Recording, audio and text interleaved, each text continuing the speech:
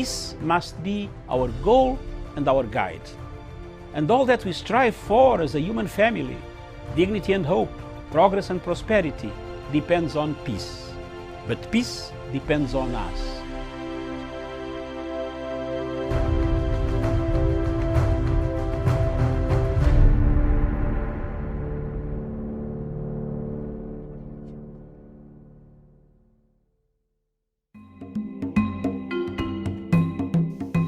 In the entire world, health, safety, preparedness of disaster are key issues in any working environment.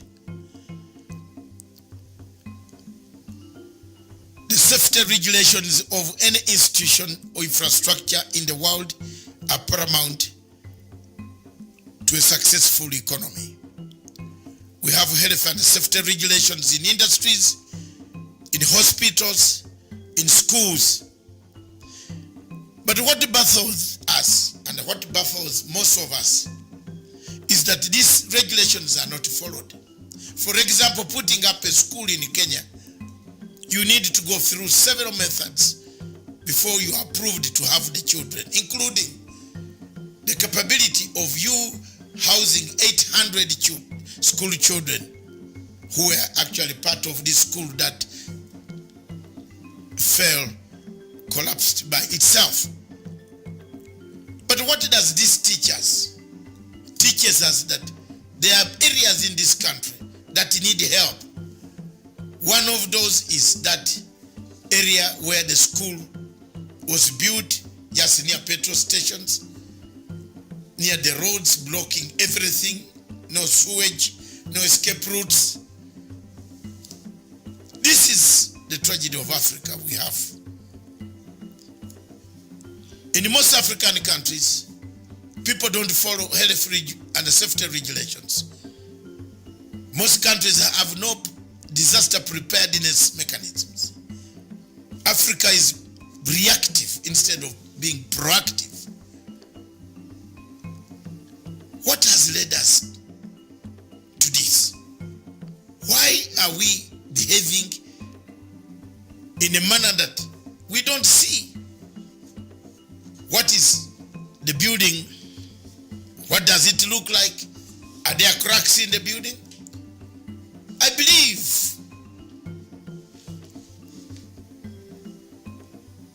the parents who are taking children to this school, at this hour they should reflect, and most of the parents in this country should also look at the schools and institutions where they leave their children. Some of the schools are inhabitable. Conditions are very dangerous. There's a school somewhere in Kajiado which has been condemned near the railway, and still children use it. So are we ourselves to blame for all these disasters that come to us? Whoever is the owner of this school was aware that this school will come down. Use your conscience to decide as to whether you are doing the right thing. If you are spitting on the road, if you are throwing, dirt on the road, if you are breaking things on the road, stealing the lamps, lights, stealing the signposts on the road, think of the other people who would need them. And then always be on alert to alert the authorities of what you have seen, what is in the place, because that would help. To you, you might think it's a smaller thing, but it's a very good thing for Africa. Do we have health and safety regulations in Africa, in our offices? How many of you know your health and your safety and health regulations? How many of you practice it? How many of you put buildings in exit routes? How many of you put everything in exit routes? Your bags, your sticks. Remember when the fire catches you need this route. So get away from it. Take care. Thank you.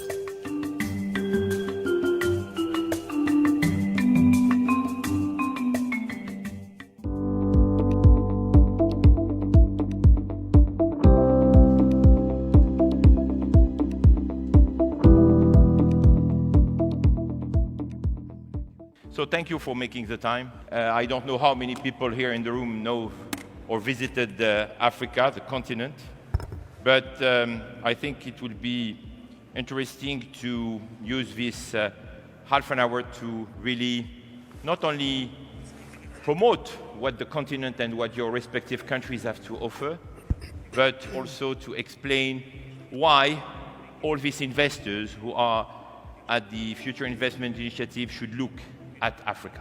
What China has seen in Africa is opportunity. And they have matched that opportunity with an eagerness and a willingness on the part of new progressive governments on the African continent who are desirous for investment, job creation, growth in their economies, redeveloping broken down infrastructure. China saw an opportunity. It matched. Russia, they have decided also they want a piece of that action. Here we are in the age of the airplane and fast-moving ships, and yet the trade between Saudi Arabia and the Gulf in general is not even a quarter of the trade that existed between Saudi Arabia, the Gulf, and the East African region 200 years ago, when the only vessel available was the Dow. So what does this mean? It means that we are natural partners. It means that our trade existed well before even the colonial era period. These are the trade links that we need to reestablish, to realize that we are natural partners, to realize that the opportunities that exist for mutual prosperity in between our two regions are tremendous. We're telling the world, come, Africa is open for business. Africa's enemies are only those who see us in negative light. Absolutely. Africa wants to be a friend to all. Absolutely. And is open for business. Absolutely.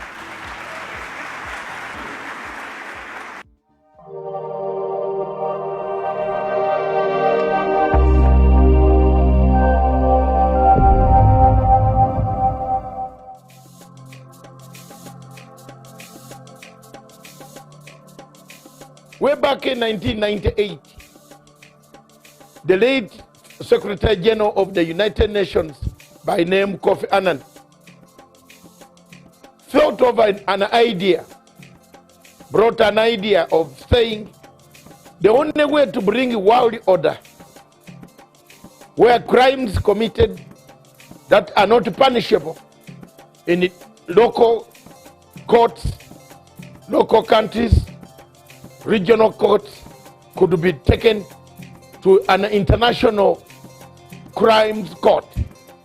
The Rome Statute and Rome Treaty of 1998 July was an offspring of already cooked DSGE intelligence system mechanism to keep Africa under check.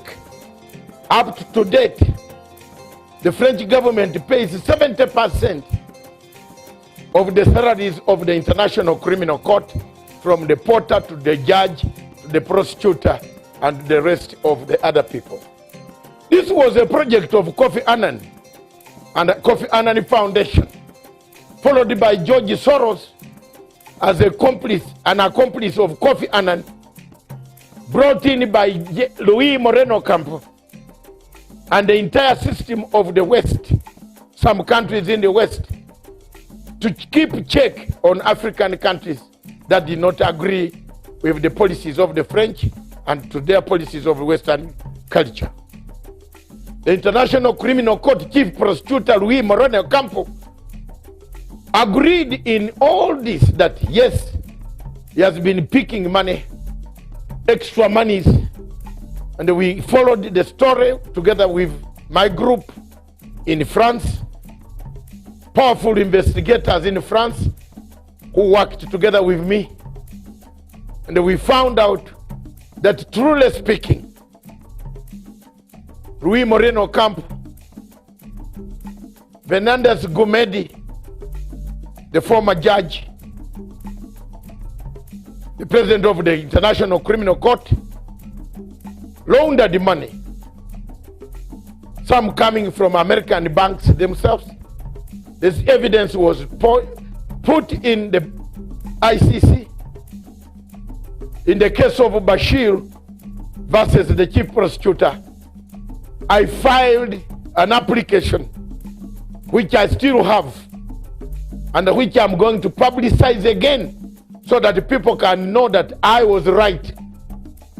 I've been vindicated because the American friends now have found that my credibility is real, that I was right when I stood up to say this court is corrupt. This court launders money, $17 million of United States money, laundered through Bahamas, through New York banks, back to Ocampo's personal assistant, by then called Fernandez Gumedi Silvia, who later on rose to the ranks of becoming the president of International Criminal Court. It has taken us time, energy, effort, resources to investigate the corruption scandal that have rocked the International Criminal Court. Why should African countries continue to be in the ICC, yet even the superpowers like America are saying no, we have enough courts to try our own people? Viewers, it has taken Americans over 20 years to listen to our voices when we told Rainberger in Nairobi that this court is a corrupt court. Today, on the eve of September the 11th, I want to deliver a clear and unambiguous message on behalf of the President of the United States. The United States will use any means necessary to protect our citizens and those of our allies from unjust prosecution by this illegitimate court. We will not cooperate with the ICC. We will provide no assistance to the ICC, and we certainly will not join the ICC. We will let the ICC die on its own. After all, for all intents and purposes, the ICC is already dead to us. A case of the Kenyan people. These cases in Kenya, the chief prosecutor called Fatou Bensouda put serious statements at the end of the cases, discharge and termination. In legal language, these cases pose a very serious threat in the future. What the people of Kenya can do, and they should do, is today to wrap up the work envelope.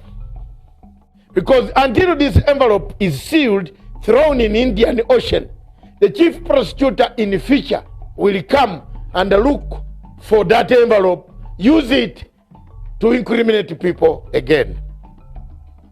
It brings me back to the situation.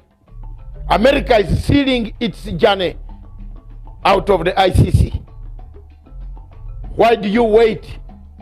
Why don't you take this opportunity to seal your journeys out of the ICC? America is quitting, warning that it cannot no longer be a party to such an obnoxious court, a court that has no powers, that talks from this side and vomits from the other side, a court that cuts and pastes evidence, a court that buys witnesses, a court that incites incentives gives incentives to witnesses of a passport and a relocation, then you tell lies about people. The court that sentences you as per the words there, why should you leave a country that has a jury that checks on what the judges would do, the excesses of judges, and go to a country, a court that has no jury? Time has come for Africa to think. Do we need this court? Does Africa need this court?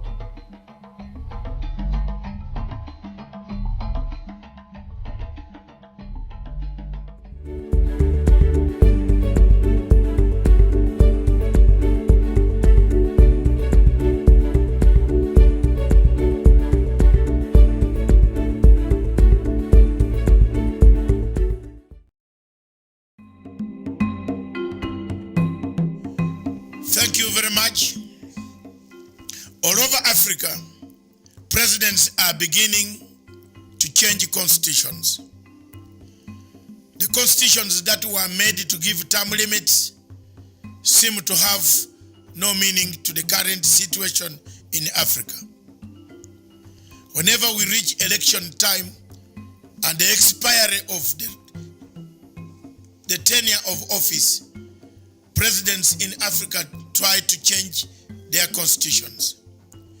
The recent case of Guinea, where President Condé has tries to change the constitution to go for another third term or fourth term, has sparked violence that has left several people killed and some arrested, imprisoned.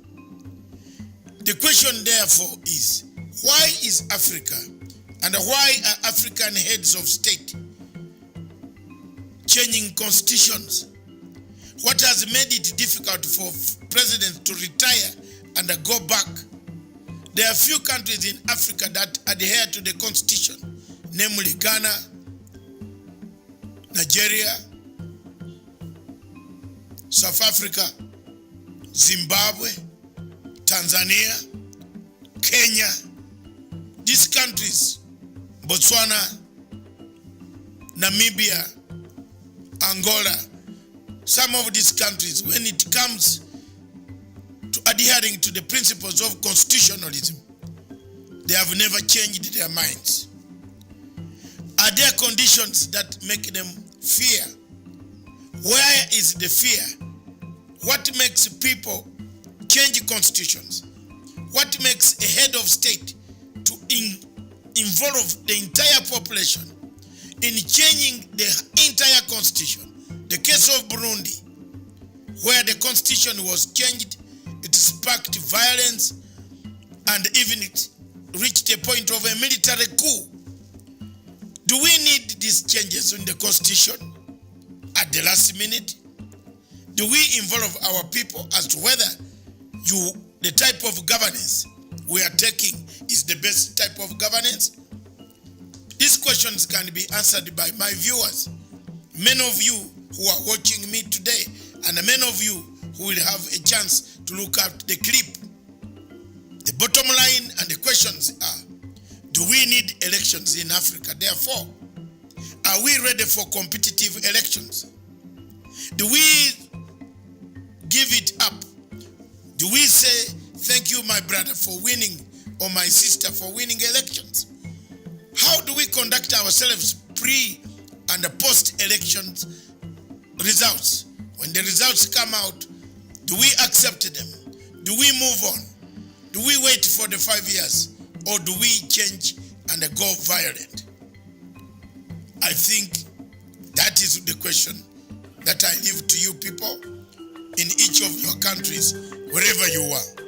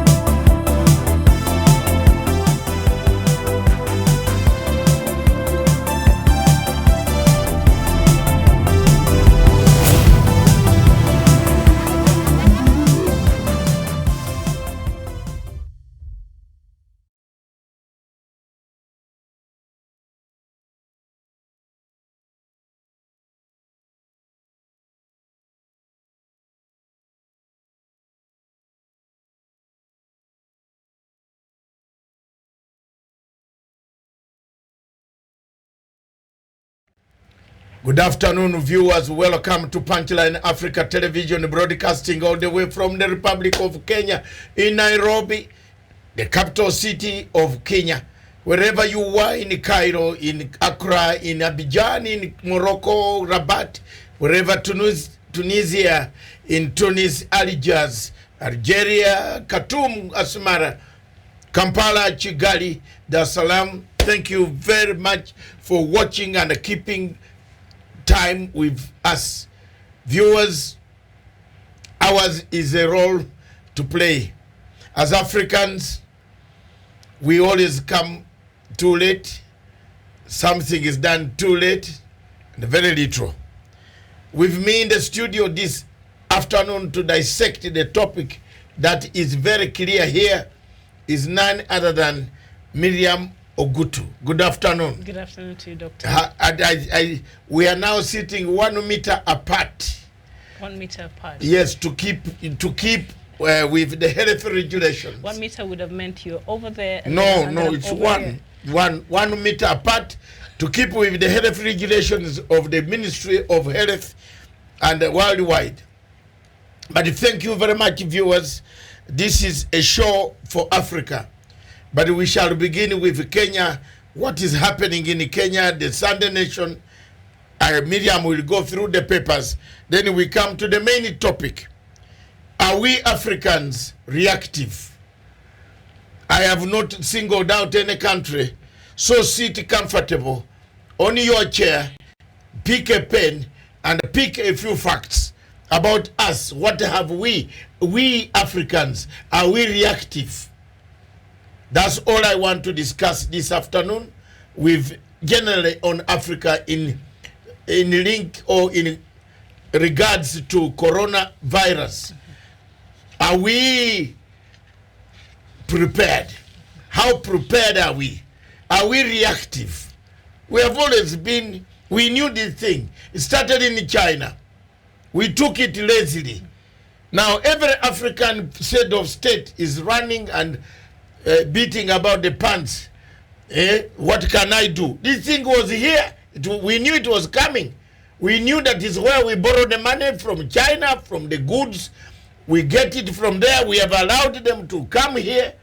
This was coming. Are we cast when it comes to being Africans? Is this a country, a continent? Not a country, a continent now.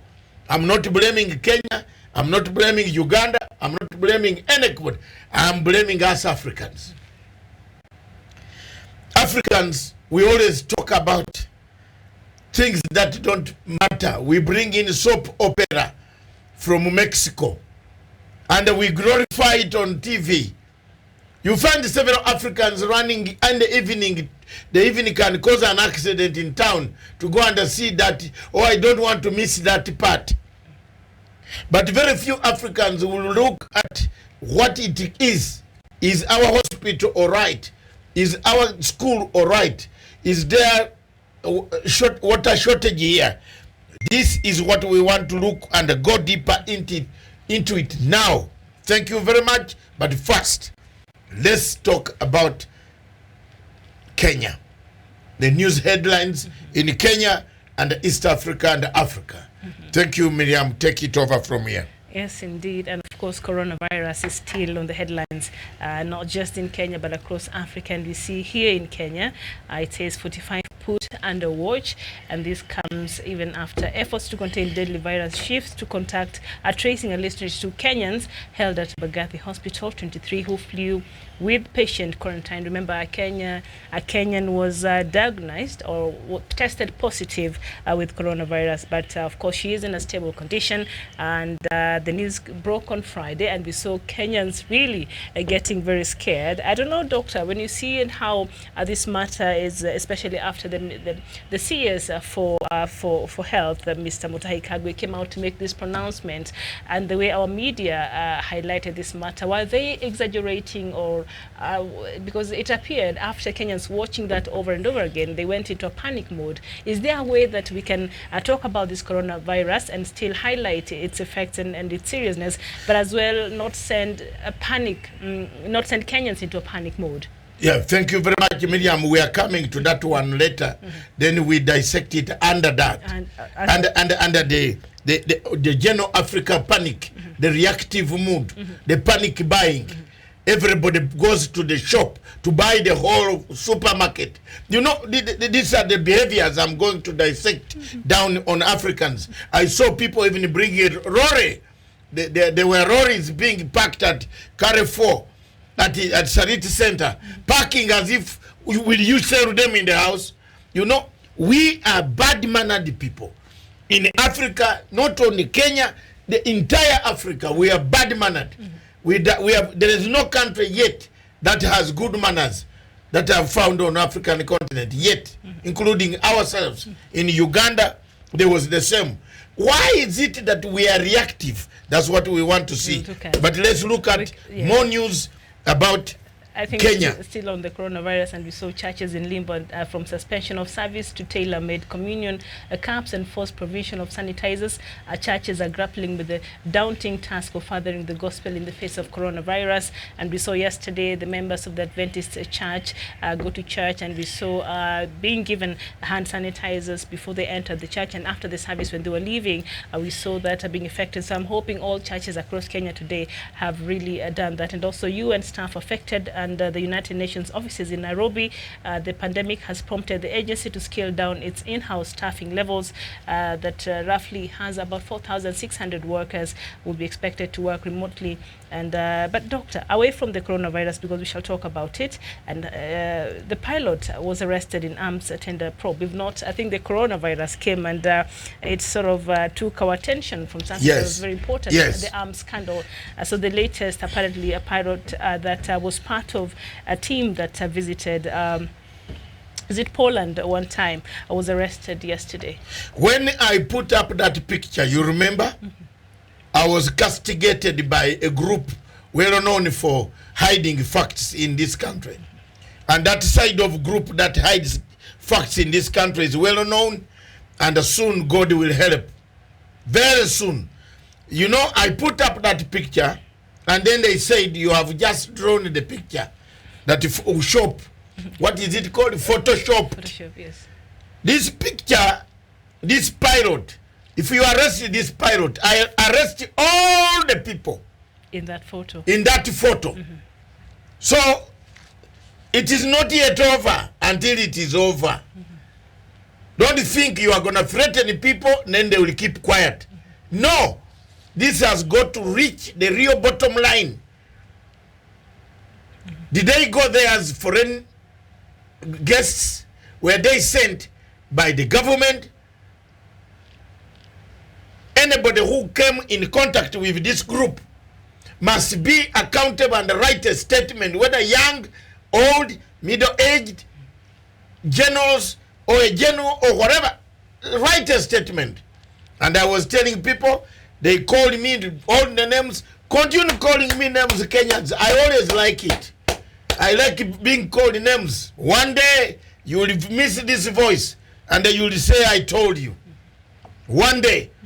I drew this picture on my Facebook. Go back and you see how many people came for me. They said, you are stupid, you are what? I said, who is this Somali man? Because me, I'm interested to see whether it is Al-Shabaab involved on anything to do with terrorism. So here we are now. And apparently, let me just read just a bit of that from the Sunday Nation front page. It said the Directorate of Criminal Investigations has arrested a Kenyan pilot suspected to have been part of the fake 39 billion Kenya shillings military equipment scandal involving former CS Rashid Chesa. Now, Subo Mohammed Ahmed, a pilot working with a local aviation company, was arrested yesterday at Jomo Kenyatta International Airport. He is suspected to be a close relative of a diplomat. Now, this is the part sorry, he's suspected to be a close relative of a diplomat and of playing the role of aviation expert during HS's visit to Poland. He's a close relative of a diplomat in Kenya. Yes.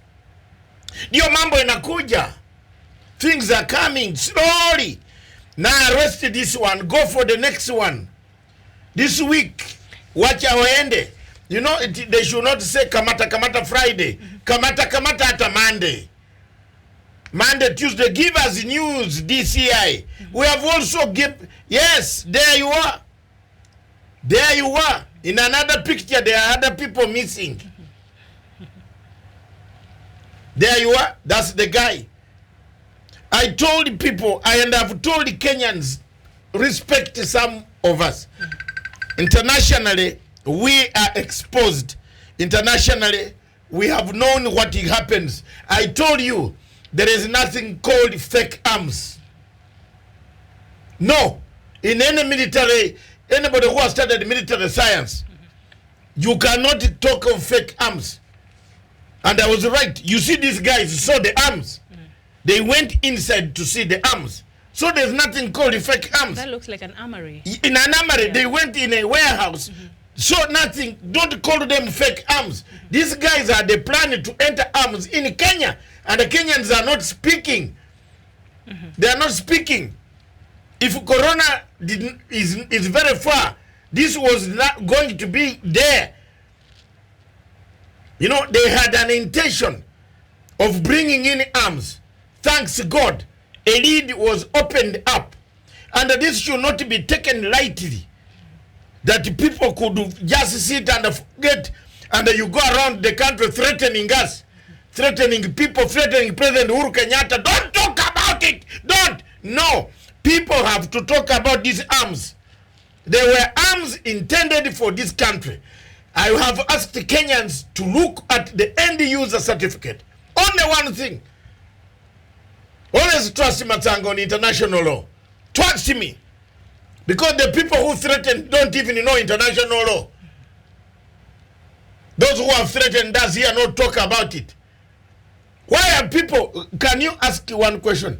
Why are people so annoyed? They don't want this thing to be talked about. Why? Why? And also very interesting, Doctor, as we talk about this. Let's help Uhuru Kenyatta. Let's help him. The Daily Nation on this one. His Excellency needs help on this. Yes. People are threatening him. They're threatening everybody in this country. Don't talk about this. Don't talk about this year. Don't talk about this year is very bad. Why? Why? Ivoni Ikwaro asked the question, she was bombarded with threats. They wanted to shoot him. She wrote on Facebook, you saw. They threatened her. But why are people covering up? Where are these arms? Where are they going? What is the end user certificate? What does it read? No arms dealer in the world can sell you arms without designating the end user certificate. Let's look for them. They have been plotting for a long time to dismember this country. And I've been singing this all along. So let's now come back to the chicken coming home to roost. If the newspaper knows the relative of the diplomat, the diplomat. Sama. And they're saying this pilot, after this meeting, never came back to Kenya. He only came back yesterday, and that is when he was arrested. So he never flew back to Kenya after this meeting in Poland. Yes, he has been hiding. Where has he been hiding? They are threatening Uhuru. They threaten him. They threaten the president. They threaten everybody. I am done this. All this is coming. Let it come. Now Corona can take all of us. Sindio? No, I don't want to go. God forgive. I don't want to go yet. They tell lies. Yes. Where were these arms going? And also, where were they going? There is nothing in the military science which I have read. I left with a rank in the military. It is there of the Uganda National Liberation Army that liberated Uganda from Idi Amin. There is nothing in the military which is called, and remember, fake arms. Ekesa went to sit his arms on behalf of somebody. Let's not treat it as a fake arm deal. These arms were going to kill some people in this region. And the area we spot these killers who plot to kill us and maybe send them before they send us, the better for people in this region of East Africa and Central Africa. These arms were going somewhere. You see, they were going somewhere. And they had to run to eliminate one man who had the key to the arms, who was talking to people. DCI help us. So, the Daily Nation, the Sunday Nation, has given a detailed explanation and sort of painted for us a picture in this warehouse where these arms you can't be cheating people every day. Then you say you are so near God. And the God katonda katonda nze njagala katonda nnyo njagala katonda njagala nze. What? They mentioned 2 military drones also were part of that deal, and other military drones also. So this is a very sophisticated, high-end weapons. Exactly. People were making plan B. Any analyst in the world, you see, that's why I don't talk about it anymore. I made my conclusion when I was in the Netherlands. You remember when I wrote that article in Netherlands, I said I met a military man, not from these small stupid armies. An advanced army friend of mine who was in the same hotel when I was staying, he said, "Oh, I see you on Sky News. Are you no longer there?" I said, "We sat down." The man told me, "David, this thing of Kenya, what is it?" I said, fake. He said, what is fake? How did they come to a figure 39.5? They must have seen the items. And we can see from the photos, yes, that is the evidence. The evidence is there. They went and saw the items. Now, why are you threatening people from investigation? So now the question is, who those items, the armory, 39.5 billion worth of Kenyan shillings worth of arms that was supposed to be brought to the country, apparently. So who are they going to buy this on behalf? Who was the person who ordered for this? Because the military, the Department of Defense has come out and said they are not aware. The Ministry of Defense has come out and said they are not aware. The Office of the President, who is the Commander-in-Chief of this country, the President was not aware. So these arms, who are they being bought on behalf? Who ordered for these arms? You know, Miriam, when you look at the fall of Ceausescu, in Hungary, the collapse of Romania, the collapse of Ceausescu, there were several signs that are similar to what we have now today. And anybody who has read political science of international nature, watch the signs of corruption, well-meted corruption. The corruption that turns up to seek sympathy. Ceausescu's ministers used to steal and come back to the public to say we are under stress, we need, Ceausescu is stealing.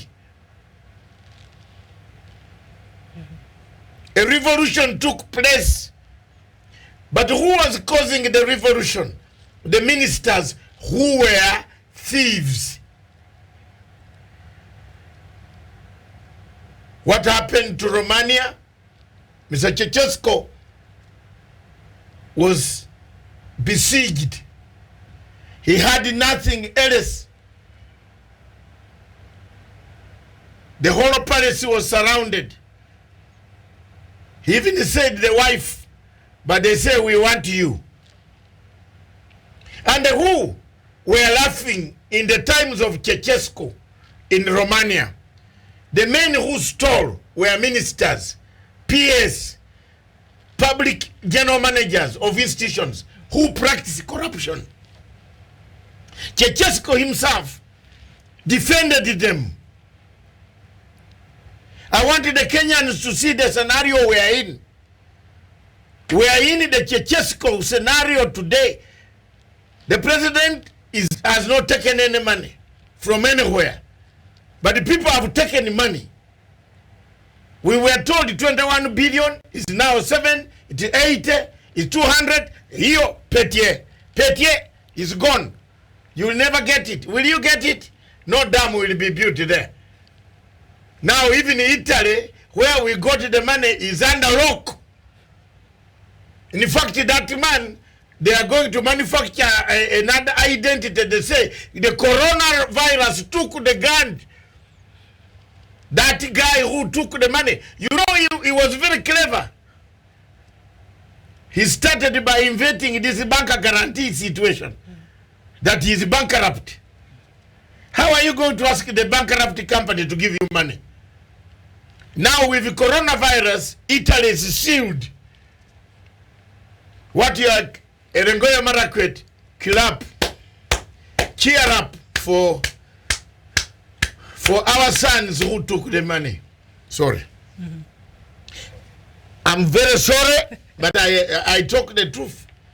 Miriam, clear for the sons. That you brought up the people of Elgeyo Marakwet. Remember when this matter broke up, and then the president said he has suspended the building of those yes, until investigations are complete, and then perhaps they'll find other ways. The next day, the people of Elgeyo Marakwet were mobilized to come and protest that they want the dams, and you wonder, your leaders yes, connived to use the money that was meant to benefit you in these dams. So now they've mobilized you to come and protest, demanding that you want dams. I'm confused sometimes by Kenyans. Yeah, not only you. Everybody is confused by every African. We have problems in our countries, in Africa. Yes. You tell people there will be an election in 2021. Then what do? You tell them, if I find you consulting with these people, you are in trouble. So how will the election take place? The subject you like most.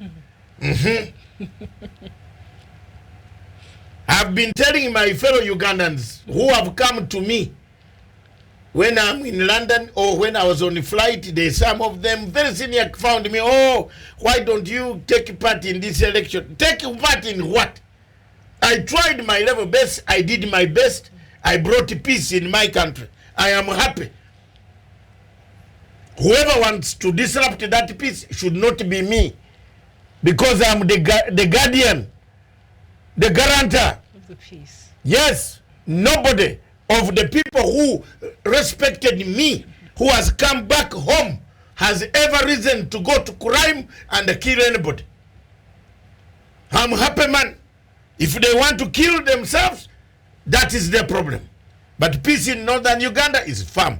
Therefore, why should I go into an inferno, good English, inferno, omuliro? That's an inferno. There is no election there. That's an inferno. It's an inferno. In fact, I don't know why I have asked this question this year. Miriam has never answered me. Why Africa? Do we need elections? Do we need elections in Africa? Let's bring it tomorrow.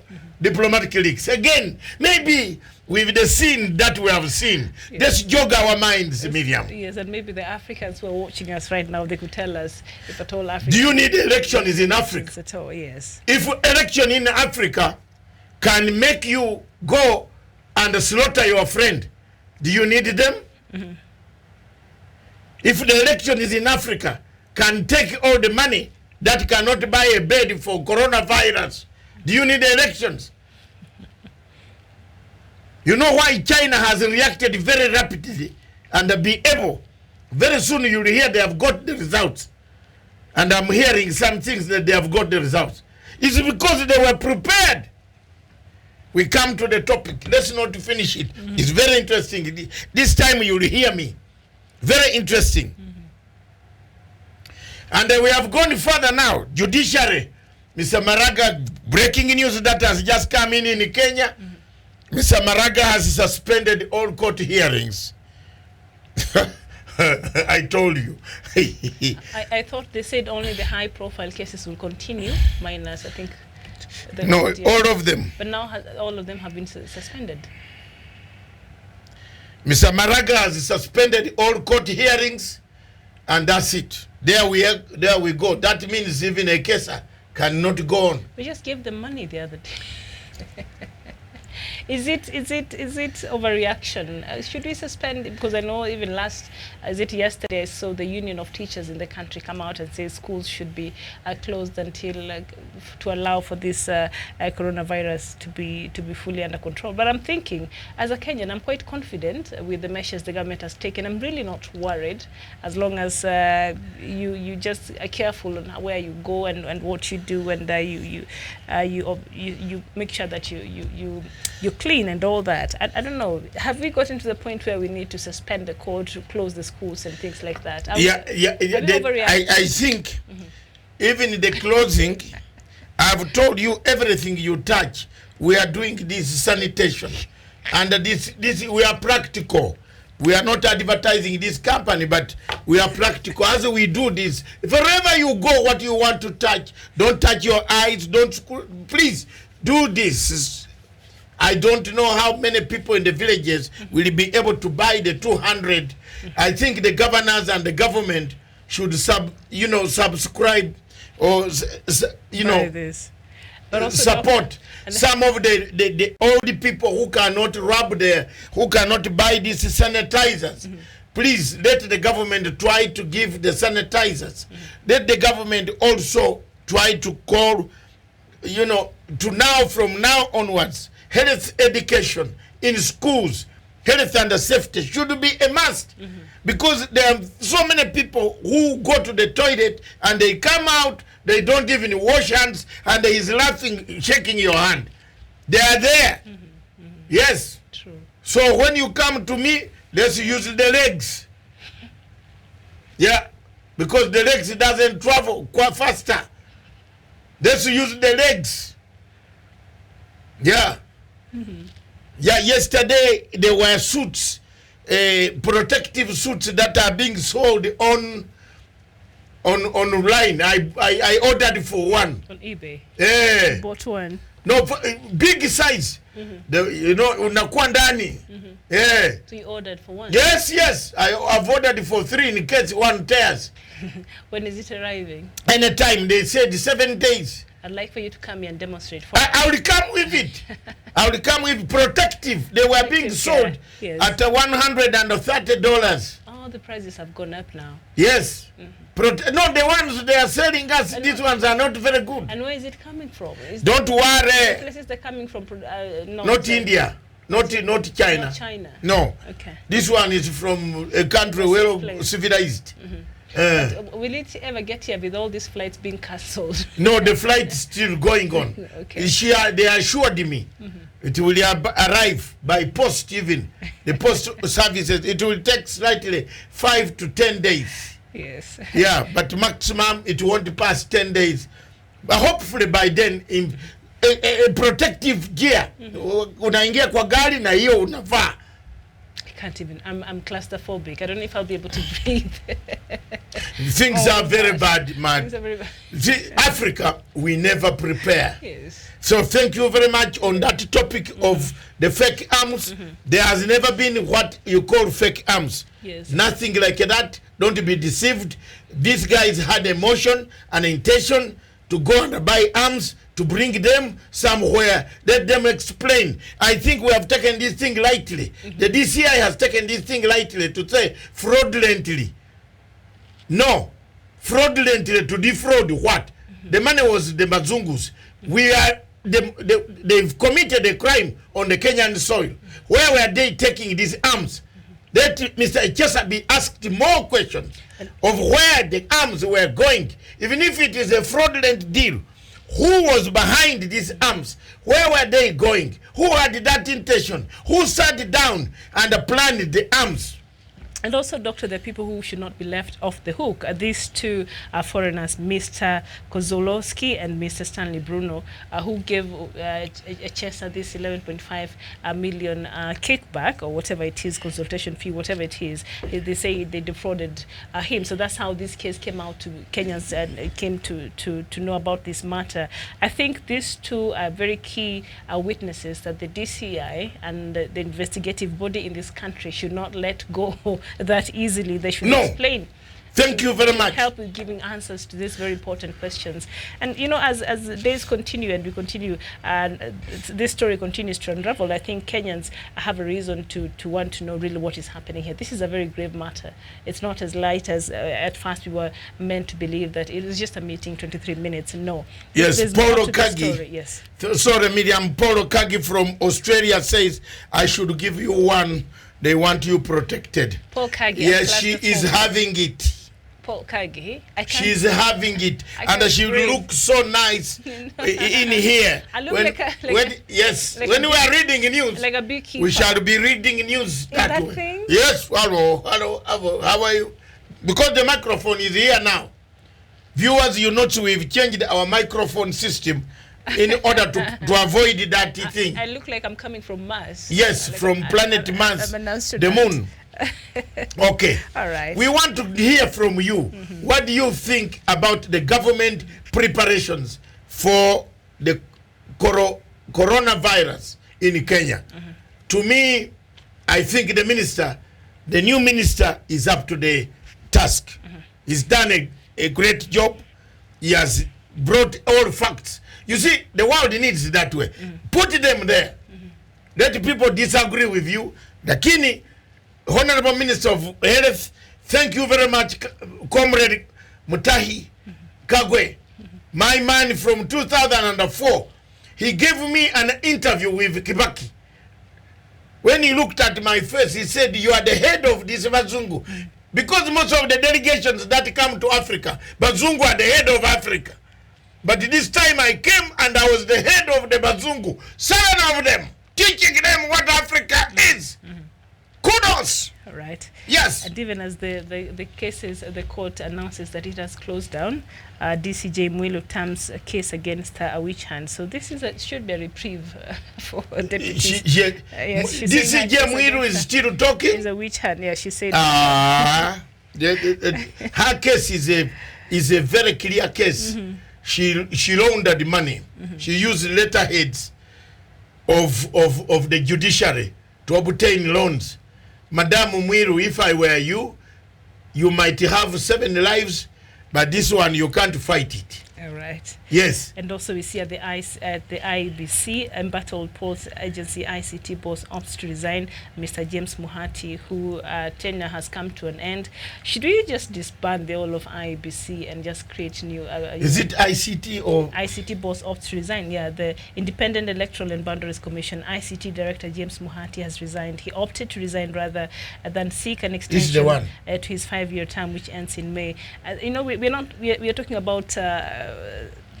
we are looking forward to an election. In today's legacy, thank you, Miriam. Yes. Thank you for bringing that point. Yes. In today's legacy, the legacy trend, I mentioned one thing which is a shocker to Kenyans. Do you know every expert who comes to Kenya tells Kenyans about elections? There's nothing else. It's about elections.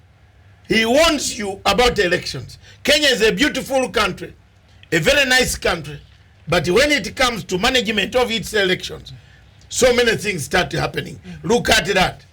They have left this Mr. Chebukati, and he is going to stick there. With all the people resigning and everybody going, he doesn't want to make an inch. He doesn't want to move. Is he not ashamed? Is he not ashamed that he did not put spoiled ballot papers in a different box container, that he made our election to be nullified? Is he not ashamed? Now, the nullification of 2017 election of Kenya was because the accountability of spoiled ballot papers. When that woman, DJ Mwiru Ray, asked the people, where are the papers? Where did they go? There was no answer. The election was nullified. Is Chebukati not ashamed? So that was an indictment to the IEC. Yes. He should have resigned. Because he failed to explain, where did you put the nullified papers? Where? The court asked him. You saw that woman in her bad English and her stammer. She wrote, she gave us a blow. But she was able to articulate that point. Yeah, that point was well made. Yes. She said, tell us. Even the whole world stood. That was the end. I told the people, I will not go to listen to this thing anymore. The rest was drama. I told my people whom I was seated with that don't waste time to tell me there is something you are waiting here for. This election has already been nullified. I think there should be something in the law, in the Kenyan law, or even in African law, because look at the Malawi elections that were nullified. Yes. They're waiting to go to an election in May, and the same electoral commission that bundled the first elections are the ones who are expected to conduct another elections. How can they trust these people? And now today in Kenya, a proper process. Exactly. And in Kenya as well. Exactly. They're waiting to go. That's why I've written today. One of the things where Kenya is reactive, they have never been proactive, is election. And in all this rally, they are going for rallies, they are forgetting one big enemy who sits at the desk, collects money, goes to print. That is the article. Look at it. I wrote. One of the faulty structures of Kenya is the electoral body. That always brings violence in Kenya. Very few Kenyans today, even those, I think is here, even those who want to inherit President Uhuru Kenyatta are thinking of electoral systems and mechanisms today. That will bring a peaceful election. Nobody. People are not thinking about that. It is in black and white. Read my legacy trend. It is very educative though. And keep a copy. Very educative though. Some of you dismiss it. And Doctor, I think it's a very important. Let me just read that point on today. You wrote in the legacy trend there, point number 4. One of the faulty structures of Kenya is the electoral body that always brings violence in Kenya. Very few Kenyans today, even those who want to inherit President Uhuru Kenyatta, are thinking of electoral systems and mechanisms that will bring a peaceful election. They have just woken up, printed T-shirts and gone in the races. And I think I've always said here, sometimes when I look at the BBI, when I go through it, it's wonderful, the 9 points agenda, but the bottom line, Doctor, our electoral process is the problem. It is. And they're not addressing this matter. It is. There is nobody who has studied political science. Miriam, you will go on and study it up to a PhD. I'll do that. I believe you are doing it. Yes. It's one of the best subjects. Forget about the people who study plants and ecology. What? Let's just come back. Talk to people. People who have, you know, it is only political scientists who are clever. Not this. Who gives you the job? Where? We political scientists can get a job anywhere. If you throw me in an American system, I know what electoral college is. I know how it works. I can sit and work as a PA if I was 42 years old. And unfortunately, my age is gone. I can't do anything anymore. No, you cannot. But when you have studied the political science and you have the facts, the theory, the strategy, the tools of analysis, you don't go wrong. You don't. The biggest problem of Kenya today, whether you go to the moon and ask whoever is the gatekeeper, or hell, or heaven, ask God, what's the biggest problem of Kenya? It's electoral process. Election and the electoral process. You can go and draw all this PBI.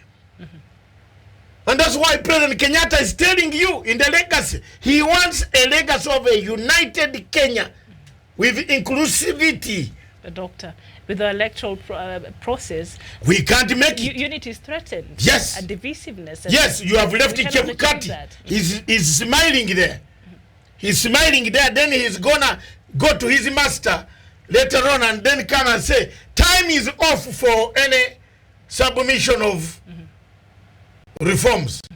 And I saw, is it last week that the Senate, went and presented their views, and they were saying, I think they mentioned proportional representation, but they did not get into the nitty-gritties of it. I don't think it was given much attention, because what we have right now, the truth is not working for this country. So can we have an alternative, a better electoral process that can be localized and that can really serve this country properly? Time will tell if you can. But the way the things... I think it's very urgent. Have you had the latest system? In the Rift Valley, people went and printed the T-shirts of Tanga Tanga. When was that? Is it? Yes. There is a fight there coming in terms of people ask...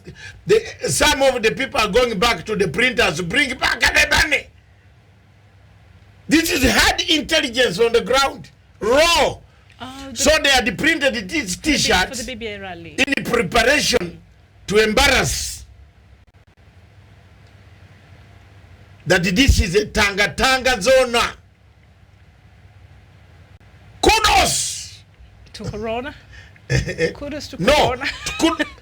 They had printed the T-shirts. I'm telling you. But Corona coast is... I have, tomorrow Corona I'll bring the sample of the T-shirts. You have a sample? Yes, we do. My friend, we have friends. All right, but... a friend of mine called me, said, look at the... I say, that's a matter. Today I'm discussing on the Africa issues. I will bring it when they see this. They printed several T-shirts, millions, to people who were coming at the rally in Afra. Yeah, so they're meant to be confusion. And the God always refuses. Have you seen?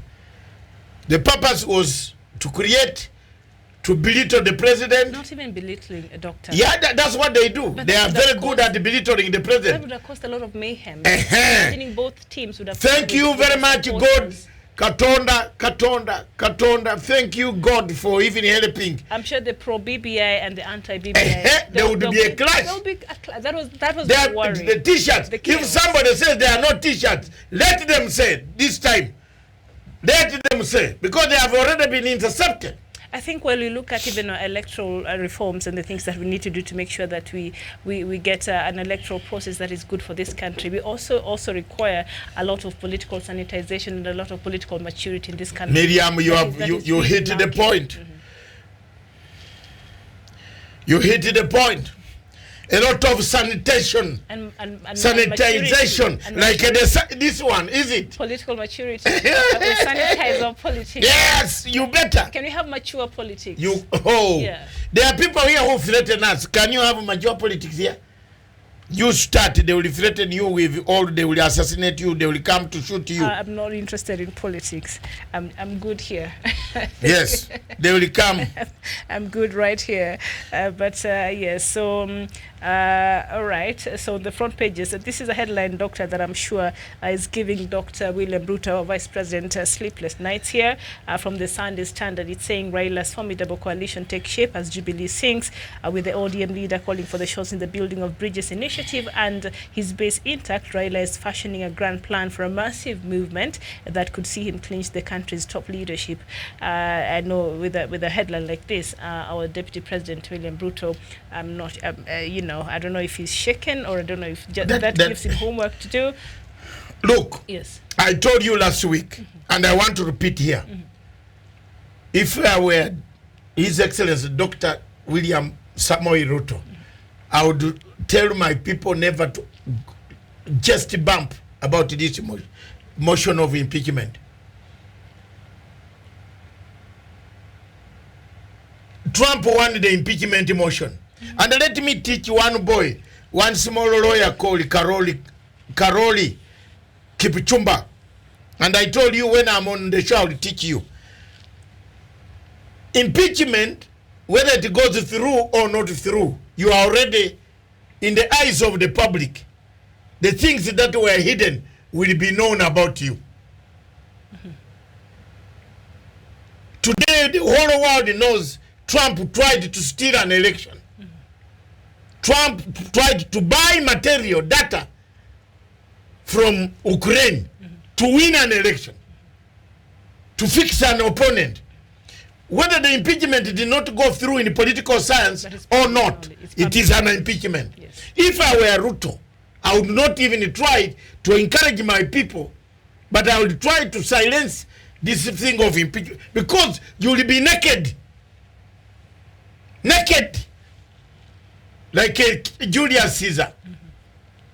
Because everybody will bring everything, even if you have even molested a child during impeachment. Kila kitu inakuja. The people have been waiting for you. An opportunity for So people have been waiting. I give advice because I don't want it.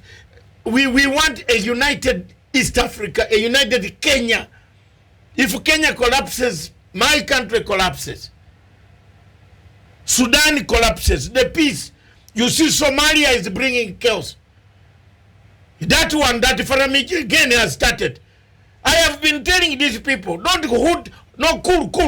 You know, the whole problem. They cool down, I go. Allow me go for these guys. There was supposed to be a meeting. This meeting of cooling down. Corona changed the whole thing. You don't know what is happening? You don't know now. Somalia is saying Kenya has beefed up troops to invade. This is the latest now. To invade Somalia? Yes, it is now. More on troops. stake now. That's the latest. I always, you see, Faramijo doesn't know. Those MPs, and I always keep on telling Faramijo, about 100 of them, it is me who filled their application forms for asylum in the United Kingdom. They know me. So handle me properly. They might not, you see, he has been insulting me every day. He told me one big, you know, when he saw me speaking, he said, who is this kafir? He called me a kafir. I have not healed, but I have healed. Now these people are playing with this Somalia. I'm telling you, Somalia has got, you see, people are saying deeper state. In political science, there is a state bigger than deeper. Do you know what it's called? Darker state. The darker state in the world. Darker state is not deeper. It's darker state. It's a mirage state that has made Somalia to become stubborn. It's darker.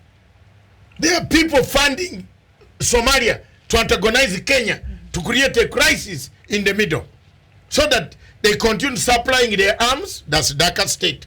Deeper state does not supply arms. Hello? Whoever brought this word, listen to me, because you might have studied another subject of libraryship. To be a librarian, you know you can get a degree for librarian. Oh yeah. Oh yes. It's a profession that is respected. Yes.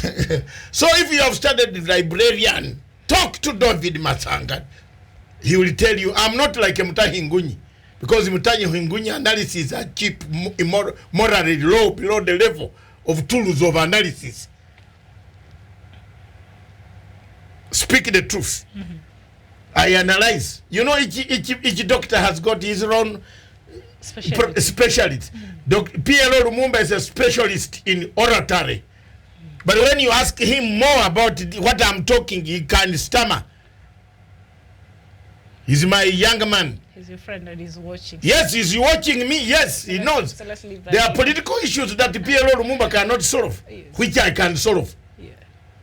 But when you give him the microphone and the oratory, he can eat you. Excellent. Yes. Yes. But when you go to say, let's write Karl Marx theory, it could be difficult. If each one has, in political science, each one has a specialty. So there is a problem here, which we must solve. There's a problem here, and the people are not saying it. People are now going, they don't want to touch the election. They don't want to touch everything. The biggest problem is election. Wait in 2 months.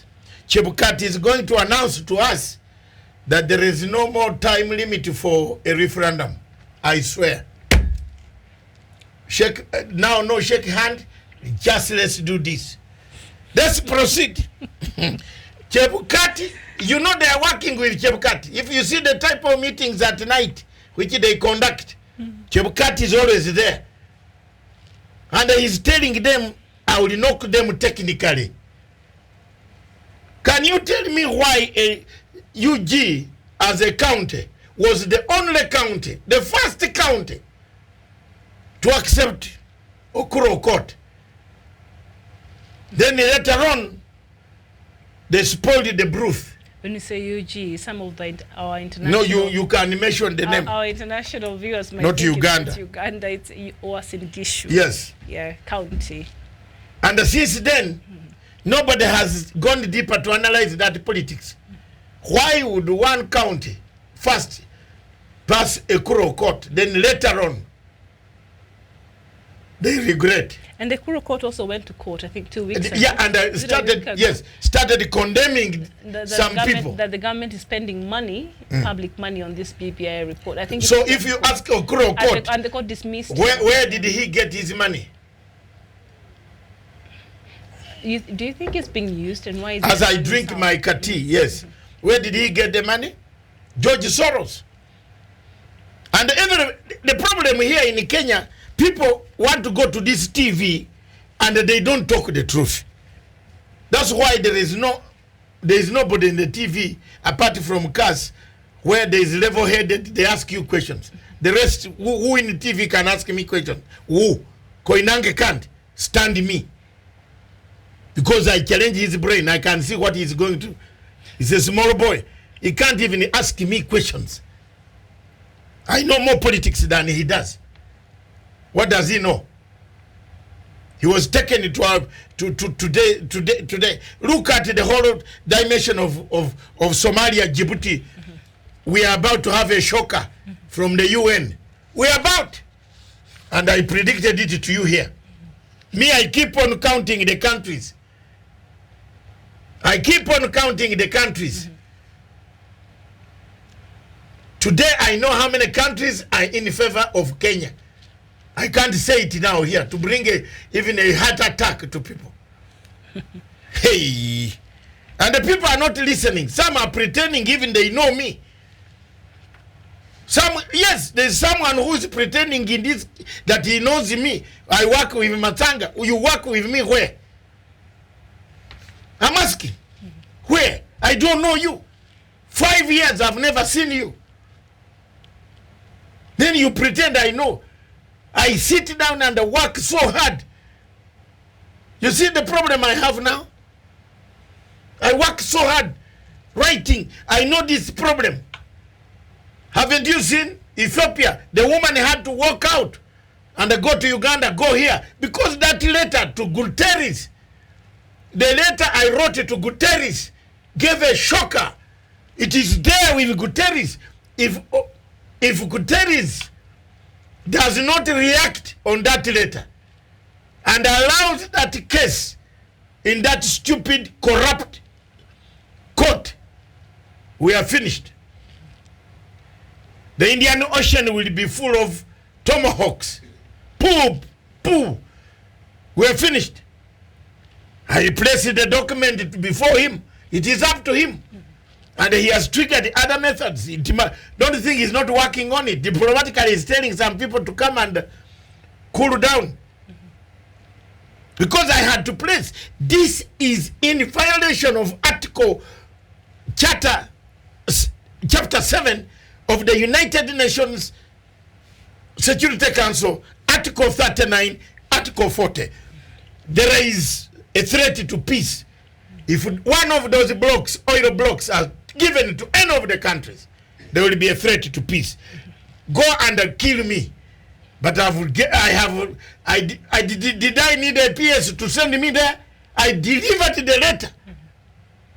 Don't ask me. I have my contacts internationally, whom I knew. People we knew each other for a long time. They know me. Susan Rice was working with me on Zimbabwe. I want to tell you, some of these people see me here and underrate me. On Zimbabwe, When Clinton went down, she looked for a consultant. I gave her a consultant in Zimbabwe. You think I cannot pick a phone and call her that I'm in danger? Pass me this document. I can. But I did it for the sake of these two countries, African countries. Bring it back. Since the AU cannot do the job, let me do it. The AU is already corrupt. The AU man is harassing women. Is women give me sex, I'll give you a job. And we have AU response to, remember the subject that we were talking about. That man, that girl, the spokeswoman Kolondo, I know her background from Namibia. I've trusted. I have a dossier for the spokeswoman. A dossier, I got it yesterday from people from Namibia, delivered it to me. I am gonna finish her now. Spokesman of the AU, she's gone. Just eat the salary for this month and next. When I blow this out to the international community, you won't like it. These people, if you don't shout here in Africa, there's no other leader shouting. There was Nyerere, he died. Obote died. Jomo Kenyatta died. Mugabe, the last one who was shouting, went last year. Now, let Matanga shout. Haki. The rest, President Uhuru Kenyatta does it diplomatically. He's a diplomat. Museveni is more engulfed inside the politics of his, squeezing this Kasimoro boy who cannot even win election. Museveni is combative. So, but he's very good on Pan-Africanism. You touch Africa, Museveni can finish you. But he's more confused there. She's very ironical. Yes, instead of being a teacher and we become the East African, Uganda becomes the first East African state chairperson president, I will be very happy. Even if he doesn't like me, I will be help him. Because I know he's gone. His age, he will leave me this thing. Let him think now to leave it to me. Because there is bad news. Leave it to an outsider who will tell them no way. Have you seen? Nyerere did that. You saw what Nyerere did? Nyerere did that in Tanzania. When people were arguing so much, he brought Mwinyi, an outsider. Political science here. People don't know. Bring an outsider who has never been. So people will be told to go and pay allegiance there. Jama. Apana mimi, I'm here. I'm at my restaurant, at my farm, looking after my cows. What were you saying? Go and talk to the president. That's what Nyerere did to stabilize Tanzania. After the departure of Nyerere, Tanzania was impossible. Was going to be impossible. People, forces wanted to break it down. What did Nyerere do? Bring Mwinyi. We shall talk about that. The decline of an empire. The decline of an empire, and, yes. And we make reference to Tanzania. Yes. But all in all, as we wind up coming to the top of the hour, President Uhuru Kenyatta should be supported with the aim of a unified Kenya. He's saying this inclusivity is most important for the people of Kenya, such that he leaves a legacy which will make Kenya a stable country. You can become a leader, lead it, but leave a legacy of a stable Kenya. People should give him that support. On the question of Somalia, it has come. It is going to happen. Be careful. And even with that, they not deeper state. darker forces, a darker state. So, because, Doctor, there's supposed to be a meeting that has now been postponed because of the coronavirus between Kenyan president that was being mediated by Ethiopian Prime Minister and Somali's president. I think there's supposed to be a meeting in Mombasa, but that meeting has since been postponed. When you refer to make reference to the darker state, they might not be very happy perhaps with this new mediation process and perhaps out-of-court settlement, or maybe just the diplomacy that to find this solution to this stalemate that is now threatening the peace between Kenya and Somalia, because for President of Somalia to agree to come to Kenya, that is perhaps shows a goodwill and perhaps would have marked a good start towards finding a lasting solution to this problem, to the maritime dispute. And from what I hear you say is the deep, darker, darker state might not be very happy with this new development. Yes, exactly. And the latest coming from Shaki, a thread on Kenya, Somalia tensions report coming from Mandera. Kenya suggested that KDF has. You see, I told you that is now Mogadishu calling in the masters, the darker state, to come and help. Turkey has been funding, equipping the special force of Somali forces, training pilots, 1,000 pilots. Where would you get 1,000 planes? Even the United States of America doesn't have those type of pilots. You are training them to do what? To protect that Indian Ocean. And the people are not seeing where the problem is. Those who don't see, God help you. But David, I think I am here. Thank you very much. If it allows, is it top of the hour? It is about 17 minutes past the top of the hour. Past 3 p.m. there, so perhaps we should just get into the other topic that we have for today, that is Africa reactive to situations. So we take a small break. Do we take a small break okay. of 2 minutes? And then don't go away. Miriam will lead us through this because I have it all here. Yes. Yes, are we reactive as Africans? Are we reactive to situations? We saw this thing coming last month. Actually, it started slowly in January. No, in December, just yes. a bit. But China had not really come out. No, but do we have our intelligence systems that should know? Every African country has an intelligence system. Trump has refused to be quarantined. Yes. We should have known this. The topic coming next touches all of us. Yes. Not Kenya, not Uganda, not what. It's an African topic for everybody. In Amazonia, in Biafra, in that man, including that Sheikh Mohammed Buhari, that one there. The one who is slaughtering his own people. It touches us. Are we reactive to situations in Africa? Don't go away. Keep it going. Thank you very much. All over Africa, presidents are beginning to change constitutions. The constitutions that were made to give term limits seem to have no meaning to the current situation in Africa. Whenever we reach election time and the expiry of the tenure of office, presidents in Africa try to change their constitutions. The recent case of Guinea, where President Condé has tries to change the constitution to go for another third term or fourth term, has sparked violence that has left several people killed and some arrested, imprisoned. The question therefore is, why is Africa and why are African heads of state changing constitutions?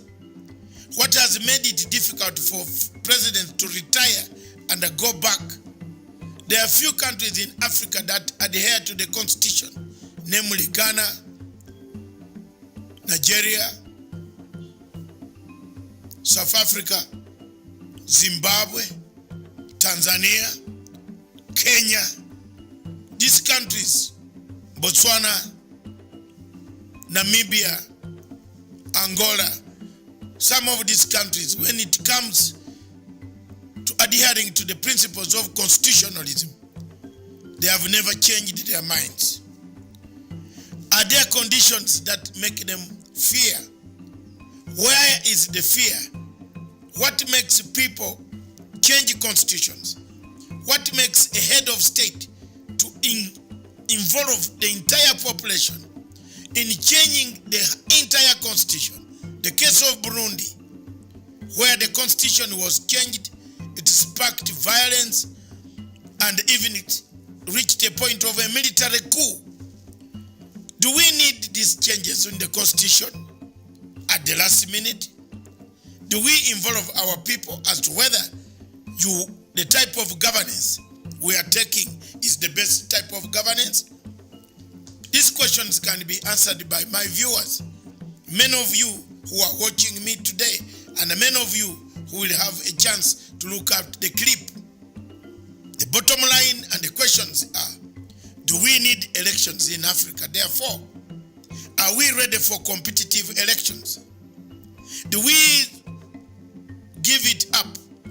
Do we say, thank you, my brother, for winning, or my sister for winning elections? How do we conduct ourselves pre- and post-elections results? When the results come out, do we accept them? Do we move on? Do we wait for the 5 years? Or do we change and go violent? I think that is the question that I leave to you people in each of your countries, wherever you are.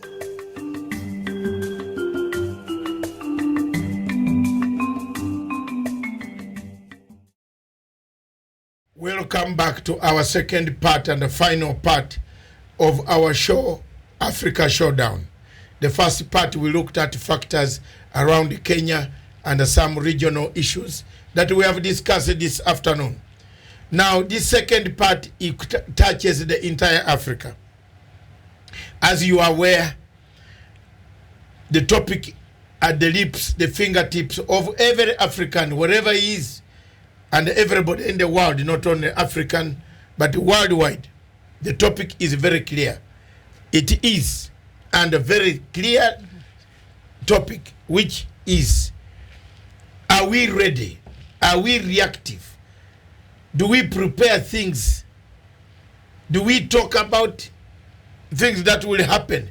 If hunger comes today, we know it will come next month. It will come next year. Is the Red Cross, does it start collecting money today or today it waits? When everybody, the cows start going inside, dying because of no water. What do we do in Africa? Are we reactive? The coronavirus teaches us a lesson.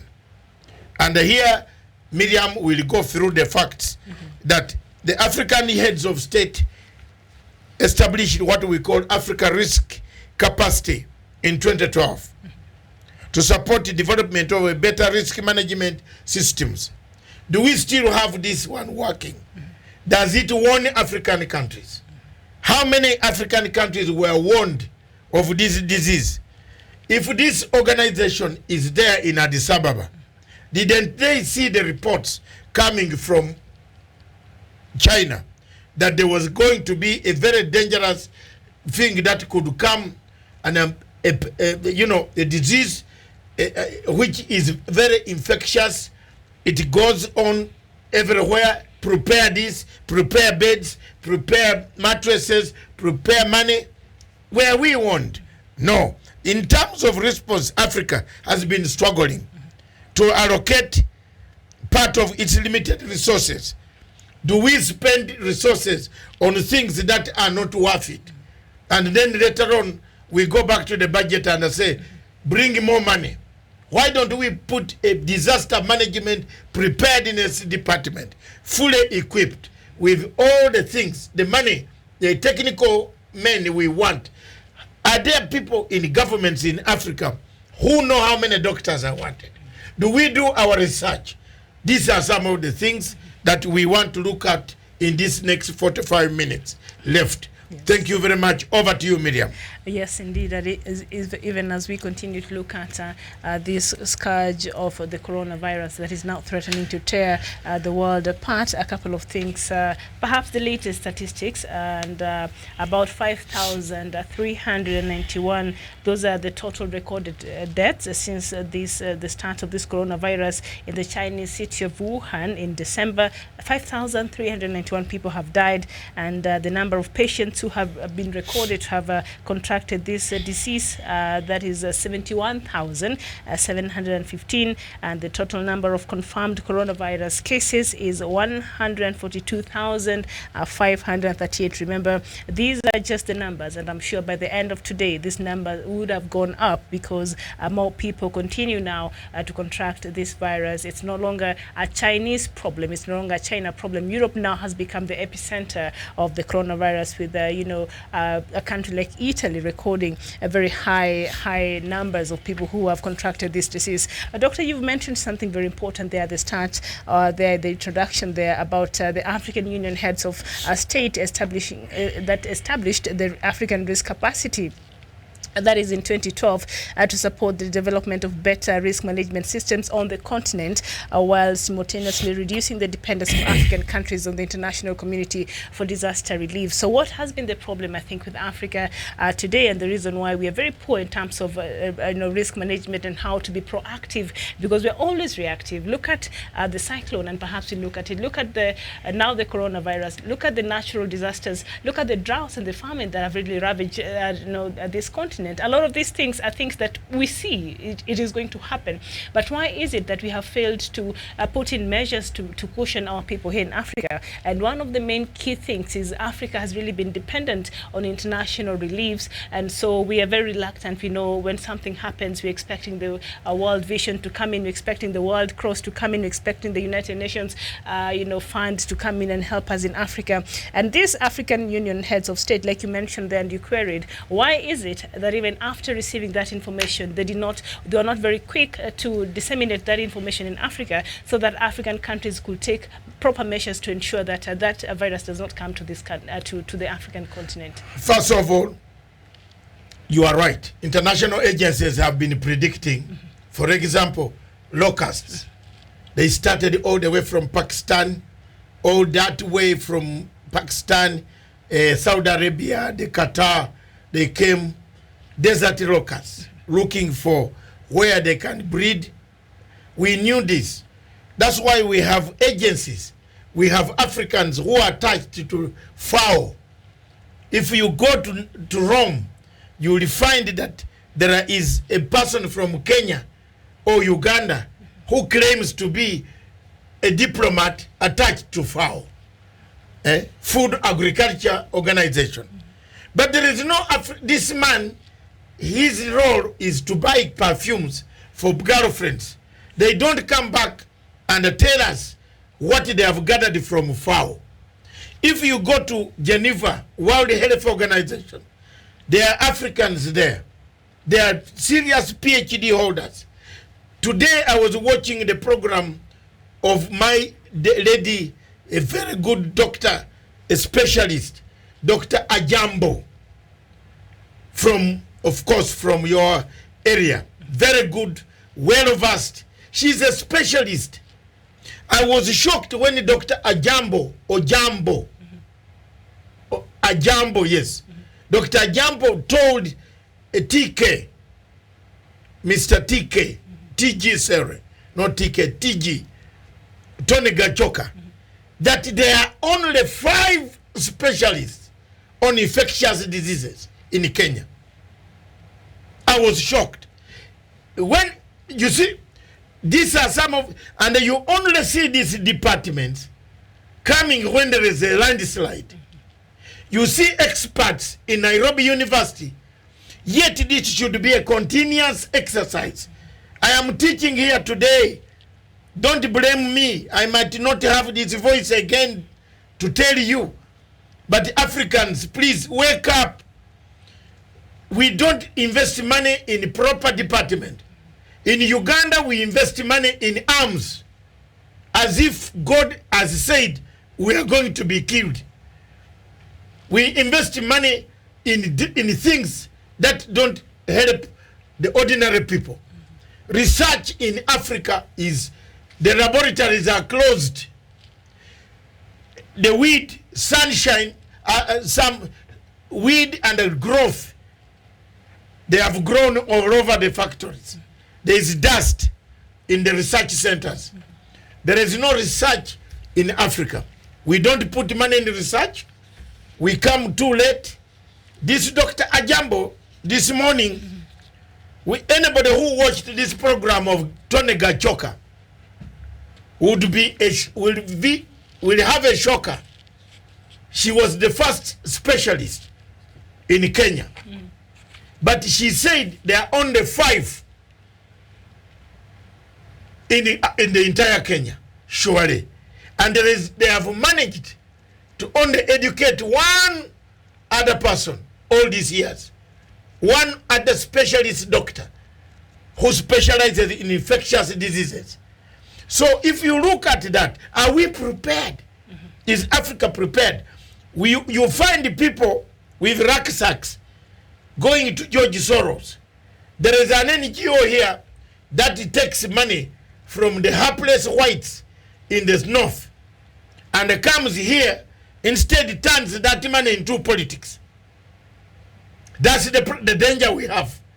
We get money from there, and if you ask this NGO, how many people have you taught how to wash hands? They will fill in their forms.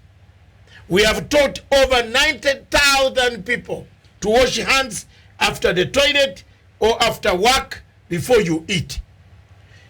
Okay. What has broken down? What has broken down in Africa, my dear? Morals. The churches used to help us. Where morals have collapsed, churches used to fill the gap. But look at Pastor Nganga. You see the latest, what he talks about Corona. I did not see that. What did he say? And it is, no, you can read. I don't want to repeat it because it's childish and very bad. I don't take it about seriously. Corona, about this, about that. Okay. Look, I'll look for that information. It is a sense of tragedy. That's what we have in Africa. We now have we now have in Sudan, in Ethiopia, we have in Nigeria, we have in Kenya, we have in Rwanda, Senegal, yes. Senegal, Uganda, not yet. But for the first time, the case that a Sudanese confirmed case of a 50-year-old person. This is the first person that died in East Africa. The rest of the cases in Africa have been confirmed that the patients have healed. And that one person, I think from Nigeria, who was coming from Italy, was an Italian, Italian nationality. So for the first time in East Africa, we have one person who died, and that is from Sudan. But Doctor, there's something that you penned down that we were able to print. I thought it's very interesting here. Your thoughts here. Yes. You called it, this is a very grave matter in terms of how Africa is really prepared. And I'll just read. This is something that Doctor wrote a while back. Tell them the date first. Yes. It was on 18th of February 2020, the year of our Lord. I sat down in a hotel in my house. I looked at all what is happening. I checked all factors. I wrote this article. That's almost 1 month ago. And you can read it for them. All right, so I'll just go through a few lines here, and you say this is a grave matter. That is the title, and you continue to say, I have penned this article for us to think about what we can do. Many African countries in Africa have not prepared themselves on this subject. Away from politics, there is a matter of grave concern which require the attention of leaders worldwide, but more specifically African leaders.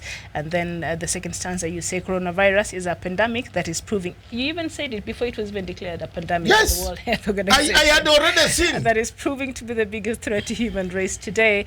The effects of this pandemic is going to be felt worldwide, considering that China is a global manufacturing hub, hosting even top American and European top tech manufacturing companies. The ramifications of the virus will also lead to global economic meltdown, which has happened.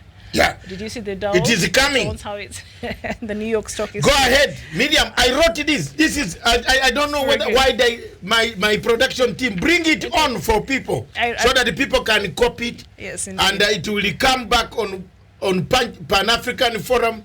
Stephen publish it on 18th, the date itself, so that the people can know that I'm not near Prophet Elijah. You saw it from afar. But I saw it. From a distance. And you continue to say already some of the leading manufacturing companies are laying off workers in China and outside China because those outside China cannot get parts of equipment they need from China to operate. Airlines are laying off workers due to reduced global travel.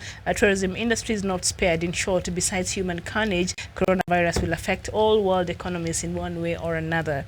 And China today is a country virtually closed down, isolated, traumatized and stigmatized, and despite being one of the world's largest economies, the situation is dire and the virus is threatening to get out of control. Yes. And it has gotten out of control. Yes. Yes.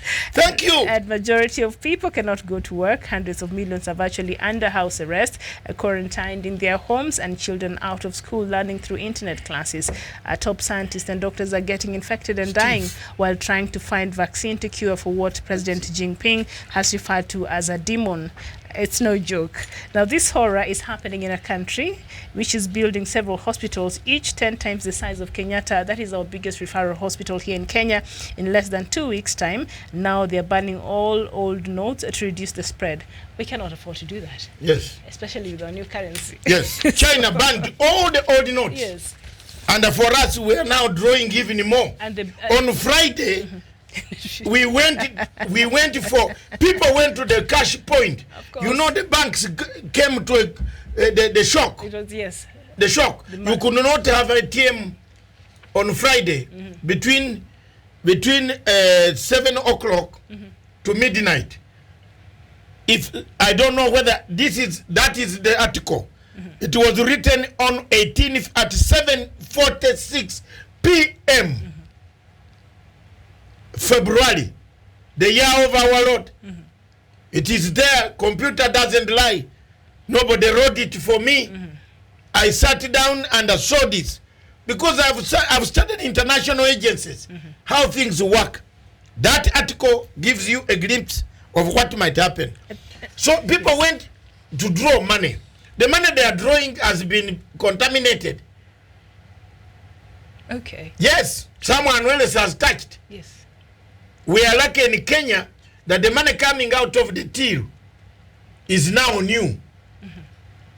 But the one we are exchanging in the market is not new. So we continue paying with M-Pesa. Yes. And then we touch our now face. The best what we do, people should have been advised to use plastic money. Or M-Pesa. Or M-Pesa. Yes, the mobile money. Mobile money. Yes. To pay. But the people went for supermarkets.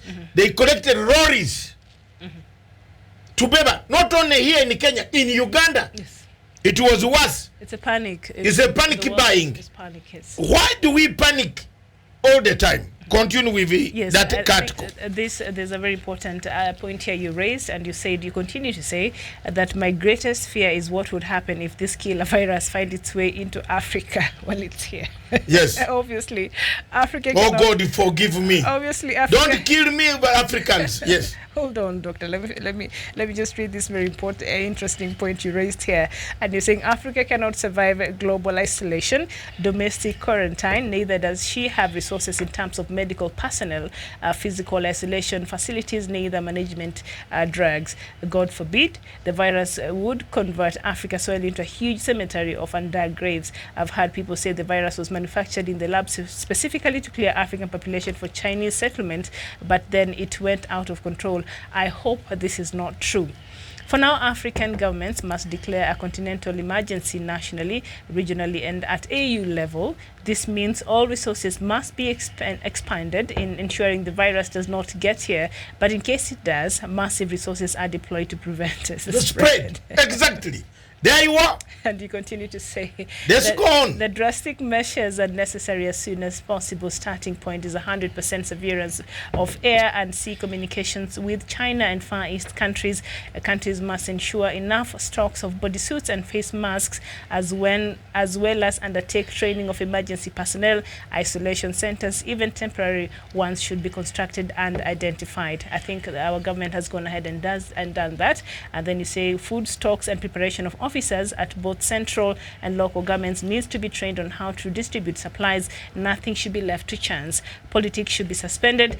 Wars must be stopped. My fellow Africans, there should be no lip service. We must be united as we face this deadly common enemy. We are facing the greatest threat to our survival, a war which cannot be fought by the conventional armies, a mutating demon with no known cure. I weep for my beloved continent. Signed Dr. David Matanga. On 18th February 2020, 7:46 p.m. So, Doctor, yes, I wish the government of Kenya had read this article. I hope they read. Especially the point where you said, all communications should have been severed from China and Far East, because I think the plane from China, thank God, it did not arrive with any person, with the coronavirus from China.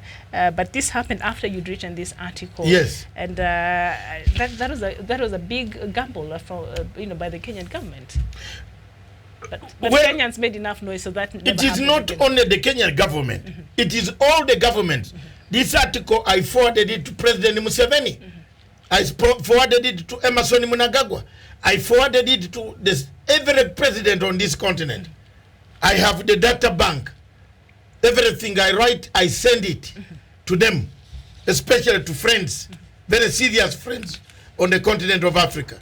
I send it to the president of Angola, because I have stakes in Angola, you know it. Yes, very serious stakes. Only the problem that has made me not go there on this is because the two generals are fighting.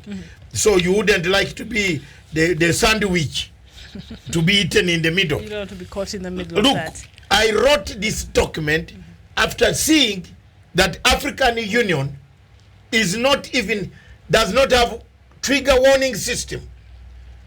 The warning system in Europe has helped to curtail some of these things. People put scanners that are invisible. They can pick you from, as soon as you come from the plane, Yes. it has seen that temperature of that guy is not very good. Yes. Do we have them in Kenya? No. We can improvise them. But in most of the places, we in Africa are a problem and we are to blame. Let's move on. And I think and the African Union Heads of State established the African Risk Capacity. So this department in the African Union Risk Capacity, what has it been doing, and how many even Africans know that this department exists, and what does it even do for this continent, and has it done enough, that should be doing, to make sure African Union is captured. The African Union is captured. I don't see African Union unless they get new leadership, effective, able. Mr. Musa Faki Mahamat is just trying to get money to go and stand as a president of Chad. He's not interested. He's not interested in serving the African Union. So it is up to the African heads of state to change the system of electing the Secretary General or the chairperson. Let all of us, don't look for foreign ministers only. Allow every African to apply. Put a panel of heads of state. An African like Matanga who knows all about Africa will pass, will do better job. I will do a better job in AU. Because I will defend the main aim of African Union. It's the integrity of the African people. It is not to sell Africa. Mr. Mousi Faki Mahamat has sold Africa. So there cannot be task force in Addis Ababa that can help. You see, I sent a letter to Guterres. I asked Guterres the office, I picked my phone. The person said, hold on, you are said you are Dr. who? I said Dr. Matsanga. If the Secretary General is present, tell him your friend Dr. Matsanga, the activist, the international activist. He went, then he came back, he said, yes, can you leave your number? That is how a person like that guy, even if you call him that there is a disease that has arrived, it's near your building, he will not pick your phone. Musafaki. Okay? But the Secretary General of Guterres read the letter. I said, okay, they gave me even the address to post by DHL. Hard copy. They gave me the email direct to the Secretary General about this Somali conflict. I have not, boss, I don't joke. That's why I'm against this man being a Secretary General, a AU chairperson. When Corona is arriving here, he did not even give a circular last December. He should have. Yes, that he prepare beds.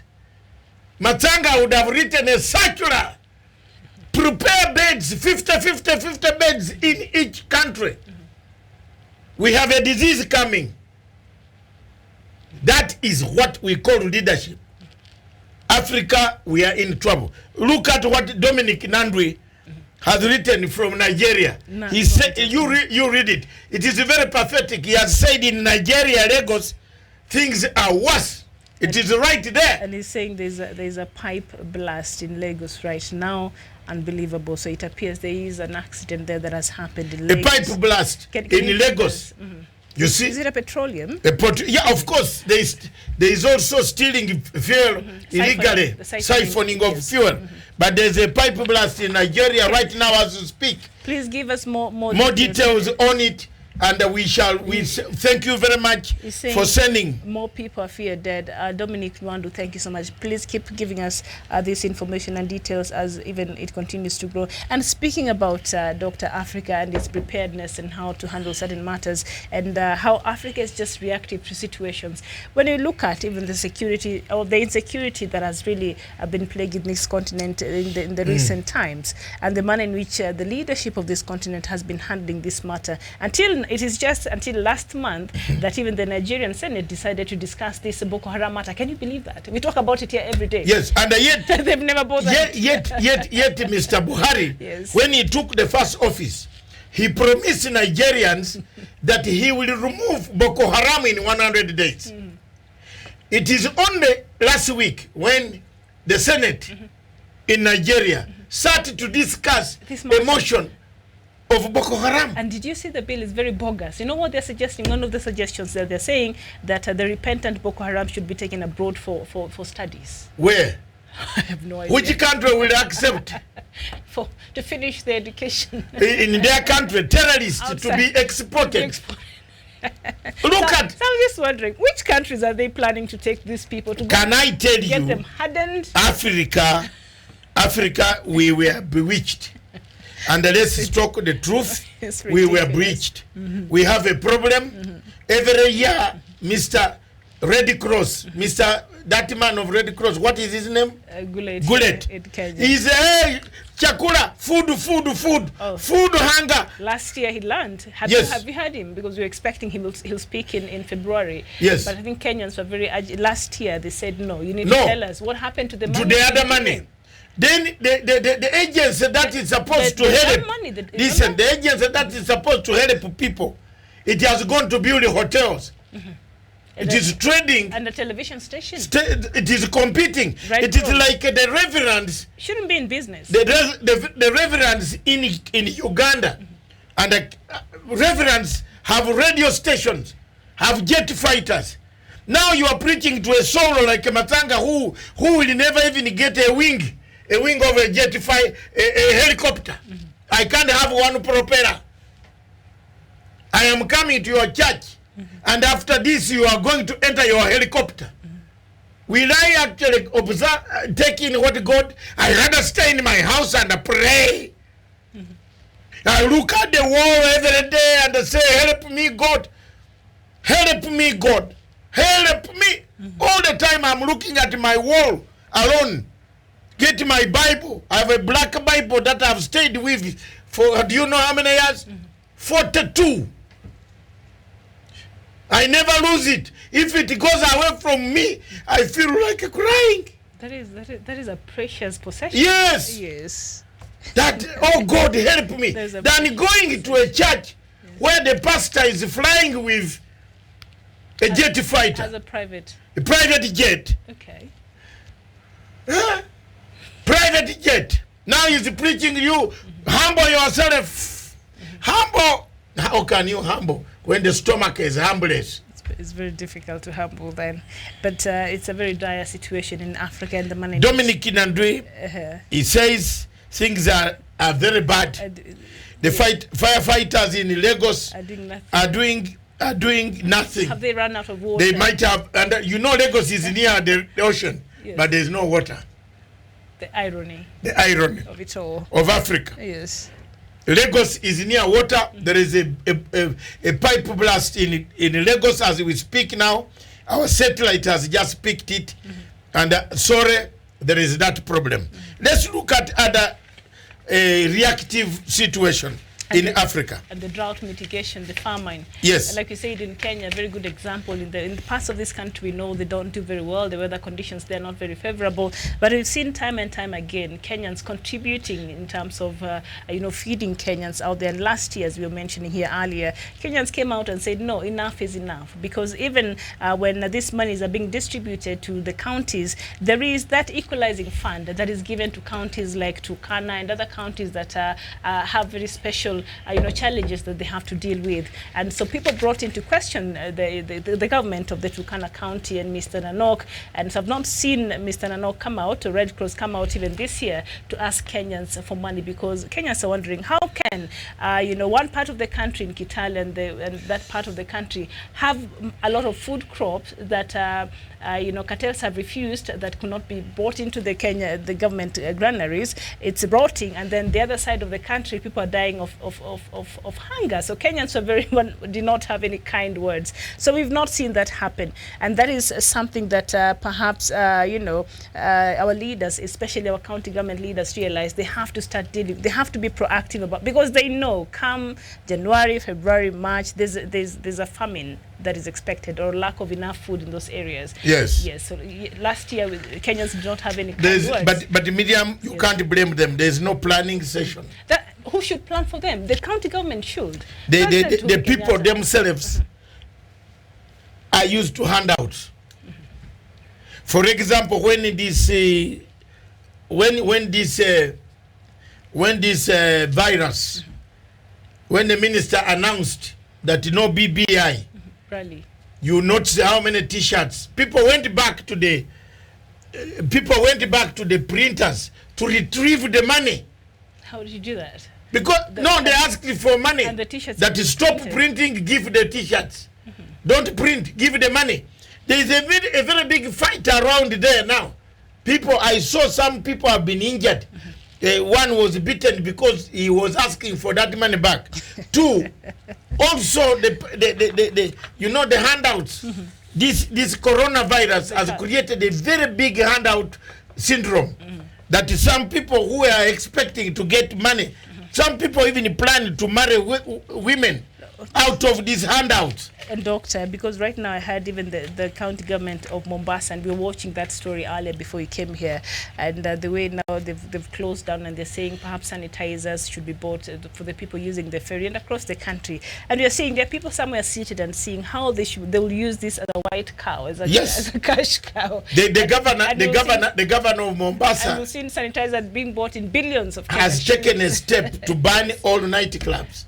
No more nightclubs, which is very true. There is a lot of sweating, and then it means he has killed the economy. The few people who are left there, he should have organized one nightclub and put their regulations for them to follow. But you can't follow in the nightclub. You dance under sweat, under this sweat you touch your face. So there is no way you can, yeah, it is a sad situation. But he has taken a step forward on this coronavirus. That is a good step for the governor. But then there are people now who, as this has arrived, to take advantage. They have taken. And we've seen sanitizers being bought in tunes of billions in this country, yes, which will not be accounted for. Yeah, right now they're drafting tenders. But when you buy those, these, what are they called? In the counties. The sanitizers. You'll see the county, doctor, you'll see the county government. Sanitizers. Yes. If you buy them, why have you been having them? We should have had this. Yes. All toilets in this country, all houses, all have one sanitizer. Have soap. Mutungombe. Yes. Well, they call it mutungombe in it. That had the soap for washing hands. Yes. You don't need even a sanitizer at times. That is basic hygiene. Yes. So should we go back to teaching basic We've hygiene? lost morals. Yes. If you can drink with the reverend up to 8 o'clock, and he's hammering bigger bottles of the best wine than yours. When you look at his bottle of the bishop going to preach to you tomorrow, the wine is even selecting the wine, which you cannot afford. Sacramental wine. Yes, the 12,000, 15,000 a bottle. Sacramental wine. Yes. They call it. So for you, I have no idea.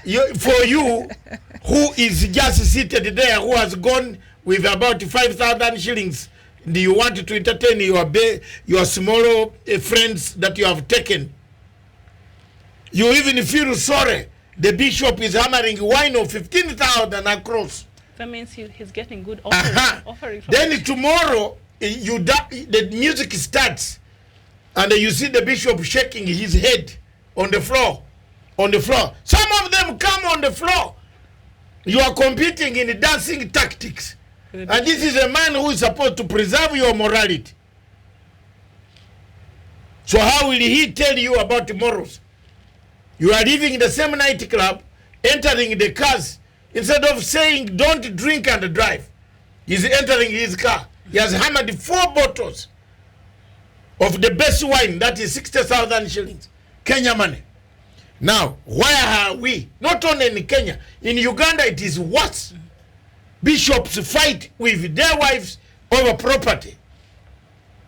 We have it in our country is worse. Bishops have become industrialists, producing the money. So people bring money on Sunday, and then you take the money on Sunday and trade it. Then you tell me, be a good person to the government. This is what we have lost in Africa. These are the morals that have gone out of the window in Africa. And our televisions should be preaching against this type of morals where we have lost. And you blame Kenyatta. There are people here who are specialists of blaming President Kenyatta. Kenyatta. Can Kenyatta stop the bishop from having a drink? It is your morals. President Kenyatta cannot come to wash your hands. It's your morals. The chiefs tell you to dig a latrine. You don't dig a latrine. You are going in the toilet outside the bush. It rains so heavily, the water goes down the river, across the bridge. There is sorrow. When you put it like that, it's just exactly disgusting. But that is what happens in Africa. Yes. It is not only in Kenya, it is everywhere in Africa. Yes. Oil pipeline burst in Lagos now. I'm sure people were trying to. But then, every time the fire brigade was passing, he could even hoot to the girlfriend without putting in water in the fire tank. The firefighter, yeah. So when the petrol starts, he goes to switch on the car to go to stop the fire. There is no liquid. There's no water. Across the bridge, there is no sorrow. Look at all the things that happen in Africa. Self-inflicted wounds. With our AU, there was no signal. There is no no memo from African Union warning Africans that there is something that has started somewhere. Look at South Africa. South Africa yesterday went in to collect their students from that city. But South Africa can boast because South Africa has got facilities. They have enough. All of us fly to South Africa for medical. Yes, on the continent. We fly there. They can look after the patients. They went with their plane, they sprayed it, they picked their people. Okay? But as in other countries, we have money, we spend it, we chest bump, we buy helicopters, we even fly in them when we have actually stolen money from the people. While you are flying in this helicopter, you look down at the people you stole money from. And you are telling them, look at these stupid people. The helicopter is doing stupid, stupid, stupid. That's what happens. Look at Paul Obiya and the wife. The wife goes, I go with my wife for shopping. Sorry, madam, you are watching. I have never seen you buy something extra than my trouser. Because I will take it back. I can't go with my wife, then he buys something which is beyond our means. Mr. Paul Obiya goes with Madame Paul Obiya, that woman there. She goes to buy a hair, the hair. Her hair is $1 million. Chantel. Chantel Obiya. They say she's one of the prettiest first ladies. Pretty what? Let me finish my story. Pretty, what pretty? They say, and no, I don't. Pretty is not. Pretty is not in that human hair where a human being has died already. I don't know who are these people who carried out the statistics, but they say that. Mrs. Paul Obiya goes to buy hair of $1 million. People in Yaoundé have no piped water, no drainage. In Amazonia, the husband is killing, slaughtering everybody. That is Africa for you. And then she goes to the magazine and say, look at the hair. Look at the hair. Grace Mugabe. One shoe of Grace Mugabe can feed 4,000 Zimbabweans. One pair of shoes. The Elemeda Marcos of Africa. She bought over 4,000 pairs of shoes. And I think her favorite is Christian Louboutin. Yes. The red bottom. Which can feed 4,000 Zimbabweans. The cheapest. So Africa, are we cast? The cheapest you can get. Me, if I go with my wife is $100,000. and I find her buying things that are not worth it, I tell her at the shop and we can disagree in public. That is the hair. If Africans think I talk nonsense, look at that hair. That is Mrs. Paul Obiya. That hair is $1 million. She's very flamboyant. Flamboyant for who? For maybe the owner. What flamboyance is there? People are dying, hunger. There is a problem. Should we not speak? The media is here to speak, not to bring soap opera from Mexico. You give us a soap opera from Mexico. Oh, I don't know which part are you on? I don't watch those things. Thank you, Miriam. Then you're a good wife. I go home and I sleep. You're a good wife. Your husband is very lucky. I don't have time for that. Some people bring our television is in Africa. Instead of teaching us on how to wash hands, if you bring a program of teaching people how to wash hands, they will switch it off. They want soap opera.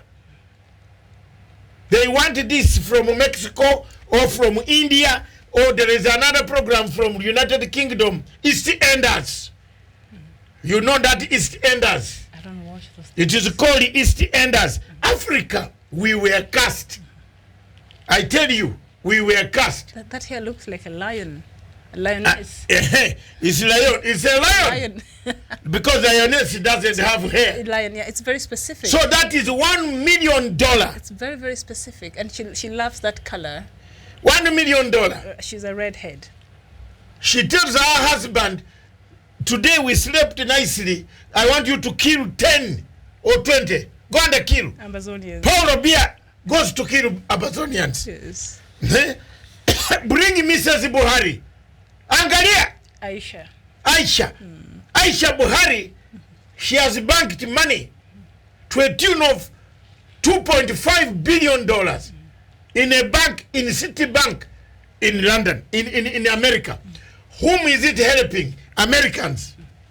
The interest rate is for Americans. They are building more. They are buying more jet fighters out of the money stolen from Africa. Are we bewitched? Nigerians have fuel. They produce crude oil, but they don't have piped. They don't have paraffin. They borrow matchstick. Are we bewitched? Hey, if you think I'm preaching wrongly, right here. No, you're telling the truth. Mrs. Mugabe, you see what she did to us. We went to bury our hero. She twisted us. She twisted us.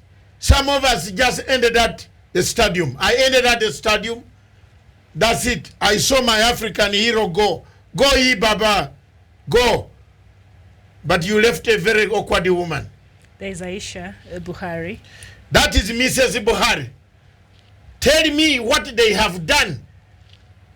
She doesn't even want to ask Boko Haram to bring back the children. She hasn't even worn any black ribbon to bring back the children of that famous school. Chibok. Instead, she's looking for second woman, wife, no husband. Yeah, she told us. The husband was looking for another one. Another one, because she is not performing, maybe. But not there's a time she came and criticized her own husband in the manner which she's handling the Boko Haram matter. He's saying the people who are closer to the president are the ones who are misleading him with information. There are more quarrels. Let me tell you, there are more quarrels coming in Africa. More. I can't go with my wife to the shop. Then she buys the whole shop. We always go out. We fall out. I say, okay, even the flight, it is our small last born who our last born, my Camelia, my Audrey. He holds me, Dad, wait for me. I'm not here. I'm coming with you. Because we have seen she's going beyond our budget. So, Mama, you have to tame your wife. African people, tame your wife from extravagance. See, you're supposed to be buying fall clothes, winter. We Ugandans do it. But in Africa, we do it for our. We Ugandans buy for. If you are married to a Ugandan, you are home and dry. You shop according to the season. No, so you should always update. Every day shop. Listen, you should always update the wardrobe. So wardrobe is updated on condition of the pocket. So Mrs. Matanga is just right. You just go shop. Mama knows my strict. Summer is quite approaching. So yeah, summer. We change it. We don't change it beyond. Go get the summer. We don't change it. Then the bailiff is on the door. Go update the summer. The auctioneer is on the door. After changing, we can't. And then after that, winter. And then after that, spring. They have to dress accordingly. Here, no. We know our weather. We can wear like we don't have to change. But wardrobe. You are living African. You have a helicopter. You are flying it. You have stolen money from the same people. You are leaving them smoke from the helicopter. And you look down and say, look at these stupid people. Africa, wake up. And then the stupid people will still elect this same person. Africa, wake up. Come next elections, and that is the cyclone in that. And you remember that happened. You saw what happened in Mozambique. Affected Mozambique, Malawi, and Zimbabwe. Yes. We were not ready. Yet we know we live near the Indian Ocean. If you go near Mombasa, you find some people breaking these signals. If you ask whether they are warning signals for tsunami, warning signals for any wind, meteorological department here in Kenya always announces the weather is going to be bad. And you still find people crying, Sirikari, saidia, saidia, unasaidia nini? Let's see. You are crying. The meteorological department, we have created it. But because there is no sensitization, nobody knows. If you go to the Ministry of Social Services in Kenya today, we have over 47 social work service officers. They get salary. But I want to ask anybody in Kenya whether they teach you social services. Whether there is a probation officer who comes to your door and asks you, why is this child not going to school? I want to ask hard questions, man. Because what kills Africa are structures. Structural challenges. We created them. Obstruction. Structural challenges. What is the use of having a moribund electoral commission which is going to bring you a war in 2022? And you are busy running around printing t-shirts. What is it? I am asking.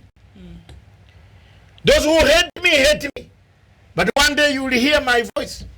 I might be gone by then. But don't cry for me.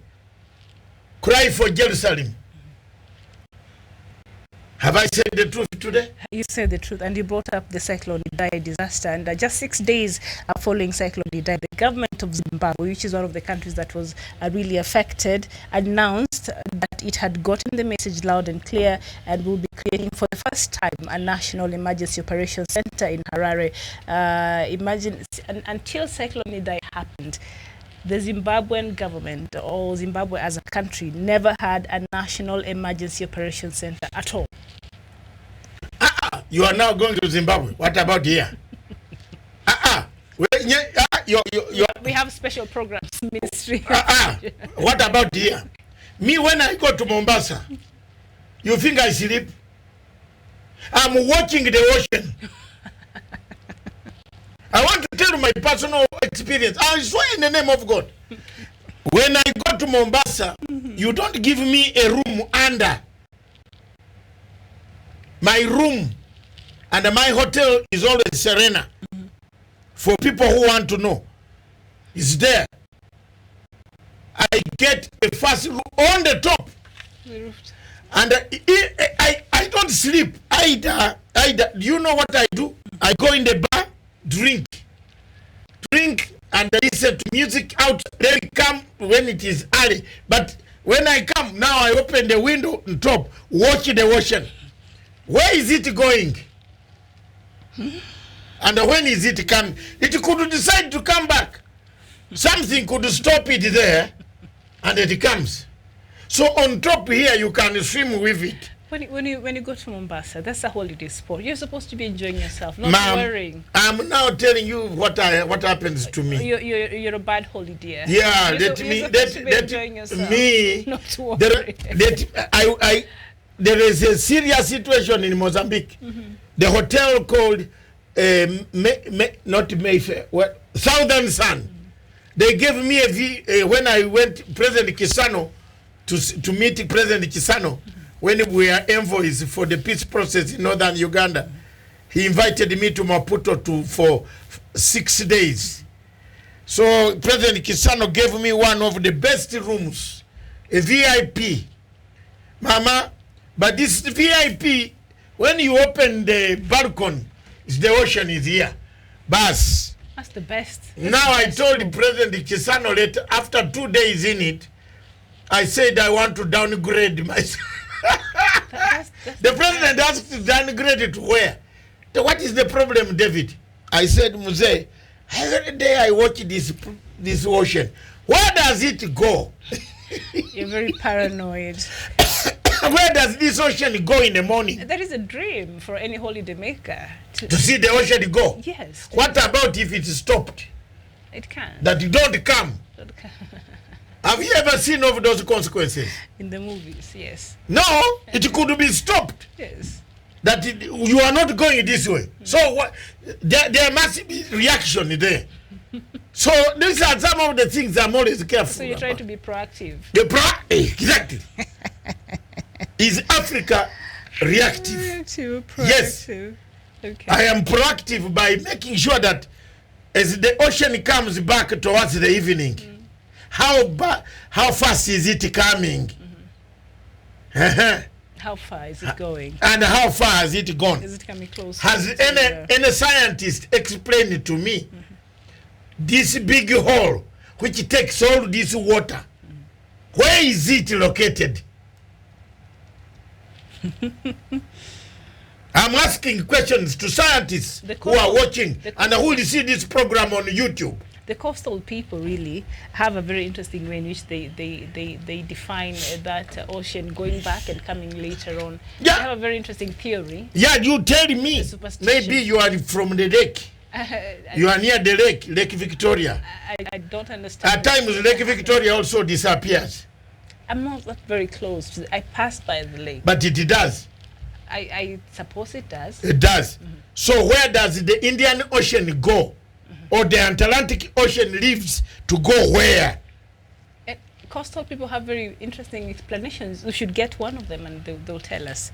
The superstition. Tell us all those people close to the ocean or the sea coast. Yes. Where does this ocean every morning leave? And then it comes back. If you are in Durban, if you are in Maputo, Doctor, if you are in Dar es Salaam. You go to Mombasa, you're given the best room facing the ocean, and you're there worried the whole night where this ocean is going. I rather face the one this way. No, I watch. You have to watch where it is going.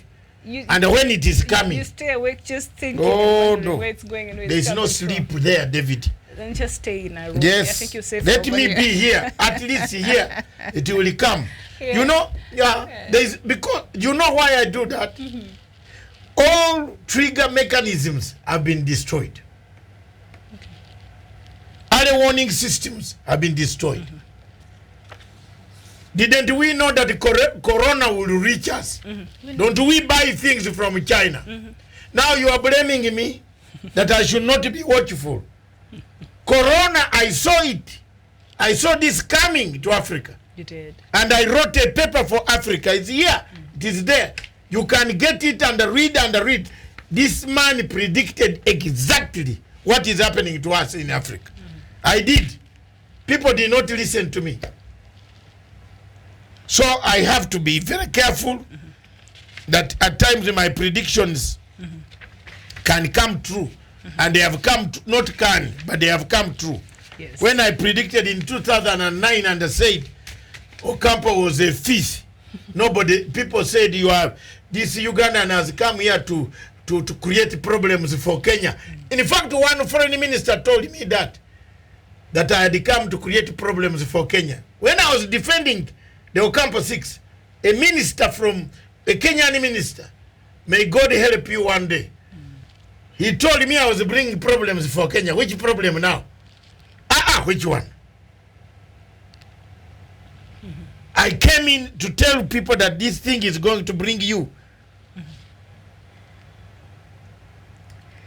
So even as we look at that, Doctor, there are some possible solutions perhaps if we looked at in Africa can help us in terms of being as we finish, yes. Yes, and one of them could be broad popular education, how to react to emergency events and critical, much like public health education campaigns have helped to increase basic preparations like hand washing and vaccination in line with what we are dealing with today, the coronavirus, but also early warning systems, response planning. Haven't I talked about? Yes, based on well-prepared and validated contingency plans are critical aspects of disaster preparedness. Unfortunately, this seems to be lacking in Africa's game plan. So not seem to be lacking. It's lacking. We have destroyed them. The early warning signs. Yes, we have killed the Bazungu, the white people when they were leaving this country.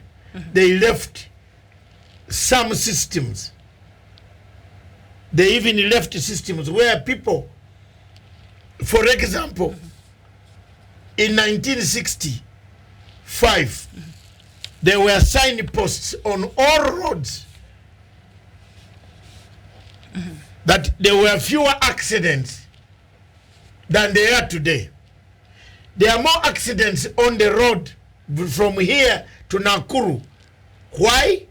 We have taken the signpost and started making charcoal heaters out of it. Scrap metal. Scrap metal. We have taken the signpost that help us to drive, that this is a bend. Someone goes up, cuts it, and there is a charcoal cooking food. You cook food with a charcoal, Nakuru 42.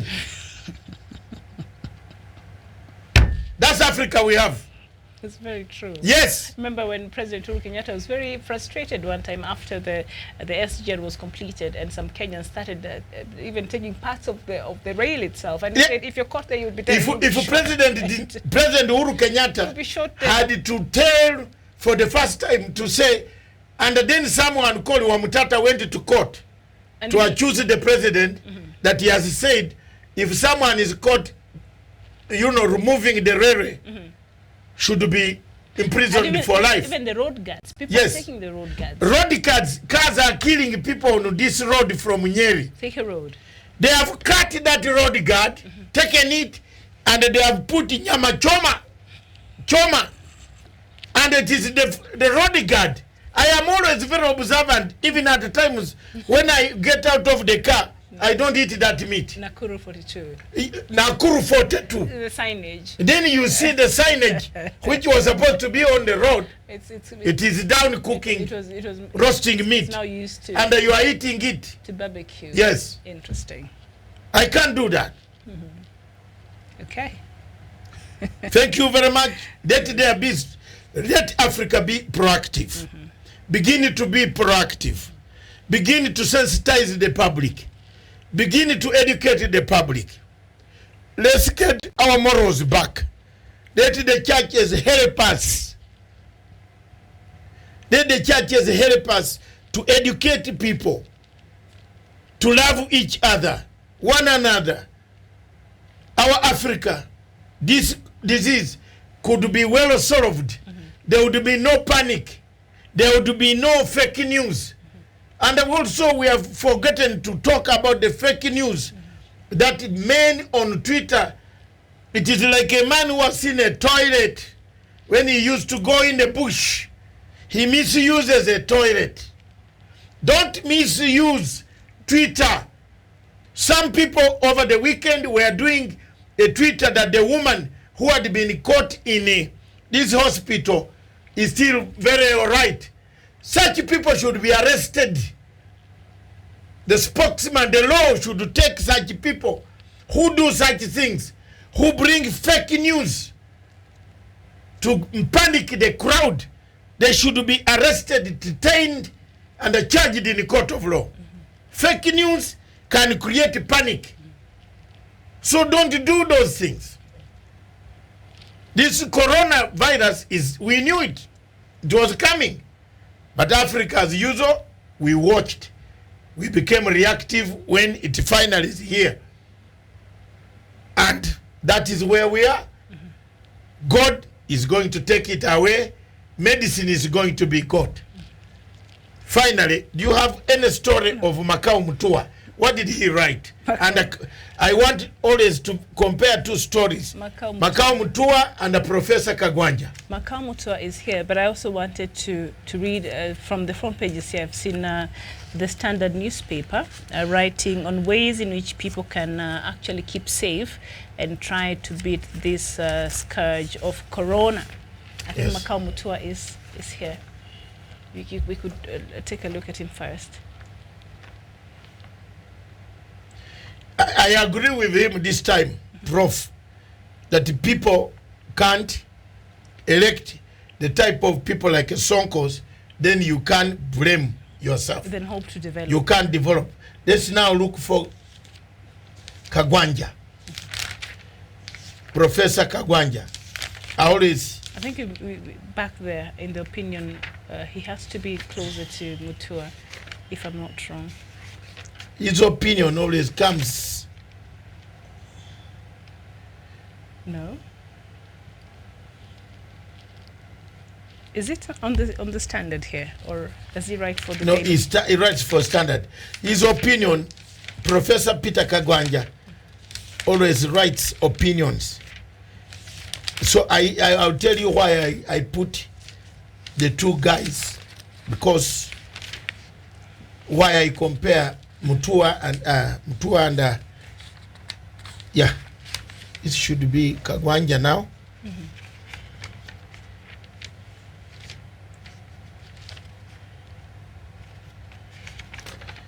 Yeah. Professor Peter Kagwanja provides leadership.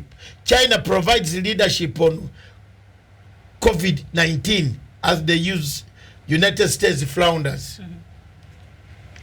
His article is praising China mm-hmm. to provide the leadership, which I have find yes. Mm-hmm. For on this one, I agree with Kagwanja that the leadership in China mm-hmm. provided a way ahead, and they will come out with a solution. Yes. The United States has floundered. It waited. It also waited like Africa. It waited like the rest of us. Yes. Down here. And then China has not even blocked any planes from going there. Can you imagine? Just go and pick the corona. No, but it has not blocked no, planes. It has not. Planes blocked, but China did not close its airspace. Mm-hmm. America has closed airspace mm-hmm. for entire Europe, starting from tomorrow. Right now, even they've included the UK. Yeah, UK. Yeah. So it means we have very lousy leadership mm-hmm. in the US. In the US. But we do. Trump yes. is not worth a leader. He did not think about this. Mm-hmm. China on this one, Prof. Kagwanja, I agree with you. Mm-hmm. China has provided a way out. Mm-hmm. It is here, let's solve it. America says, don't come. Don't, you know, Trump has got that hatred for other people. Mm-hmm. But I see other presidents inviting him to their countries. Why can't this guy sleep there? Stay home. And eat so many beef. He has eaten big beef. He likes burgers. You know, the guy is too tall, you know. Big. He likes burgers. Height is huge. Hates vegetables, loves burgers. Yes, meat. The chicken. Carnivorous. So, in case you're wondering, according to the front pages of the Sunday Standard, these are just some of the basic wins against the corona. Number one, wash. To protect yourself, wash your hands often with soap and running water. If unable, use alcohol-based hand sanitizer. Number two, hygiene. Cover mouth and nose when coughing or sneezing with a tissue, or do so into your elbow rather than your hands. And then number three, masks. If you are infected, face masks offer some protection as they block liquid droplets. And number four, distance. Maintain at least 1 meter, or rather 3 feet distance from yourself and anyone who is coughing or sneezing. And number five, help. If you have a fever, a cough, and difficulty in breathing, seek medical help. And number six, self-quarantine. Stay at home if you have recently traveled to affected areas or countries for at least 14 days. And the last one, information. Know where to find local information on COVID-19. Establish ways to communicate with family, friends, and co-workers. So those are just some of the measures you can take to make sure that you and the people around you are safe, even as the world continues to battle this very serious coronavirus. Thank you very much. Mm-hmm. The Washington Post says the states are banning discrimination against black hairstyles. For some lawmakers, it is personal. I told you, nobody likes, in the Washington Post, hairstyle of Mrs. What is her name? Paul Rubia. Some states in America are banning them. That is discriminatory. Me, I like your hair. Thank you. But we're not talking about It's natural. We're not talking about my hair. No, but I have to give you my Thank you. next partner. Every time you talk about the hair, No hair. Steve is really enjoying this conversation now. He really loves so much. I like this hair. Thank you. It's natural. It's simple and Viewers, Miriam's hair is natural. Right. She's a pure African. Doctor. Mrs.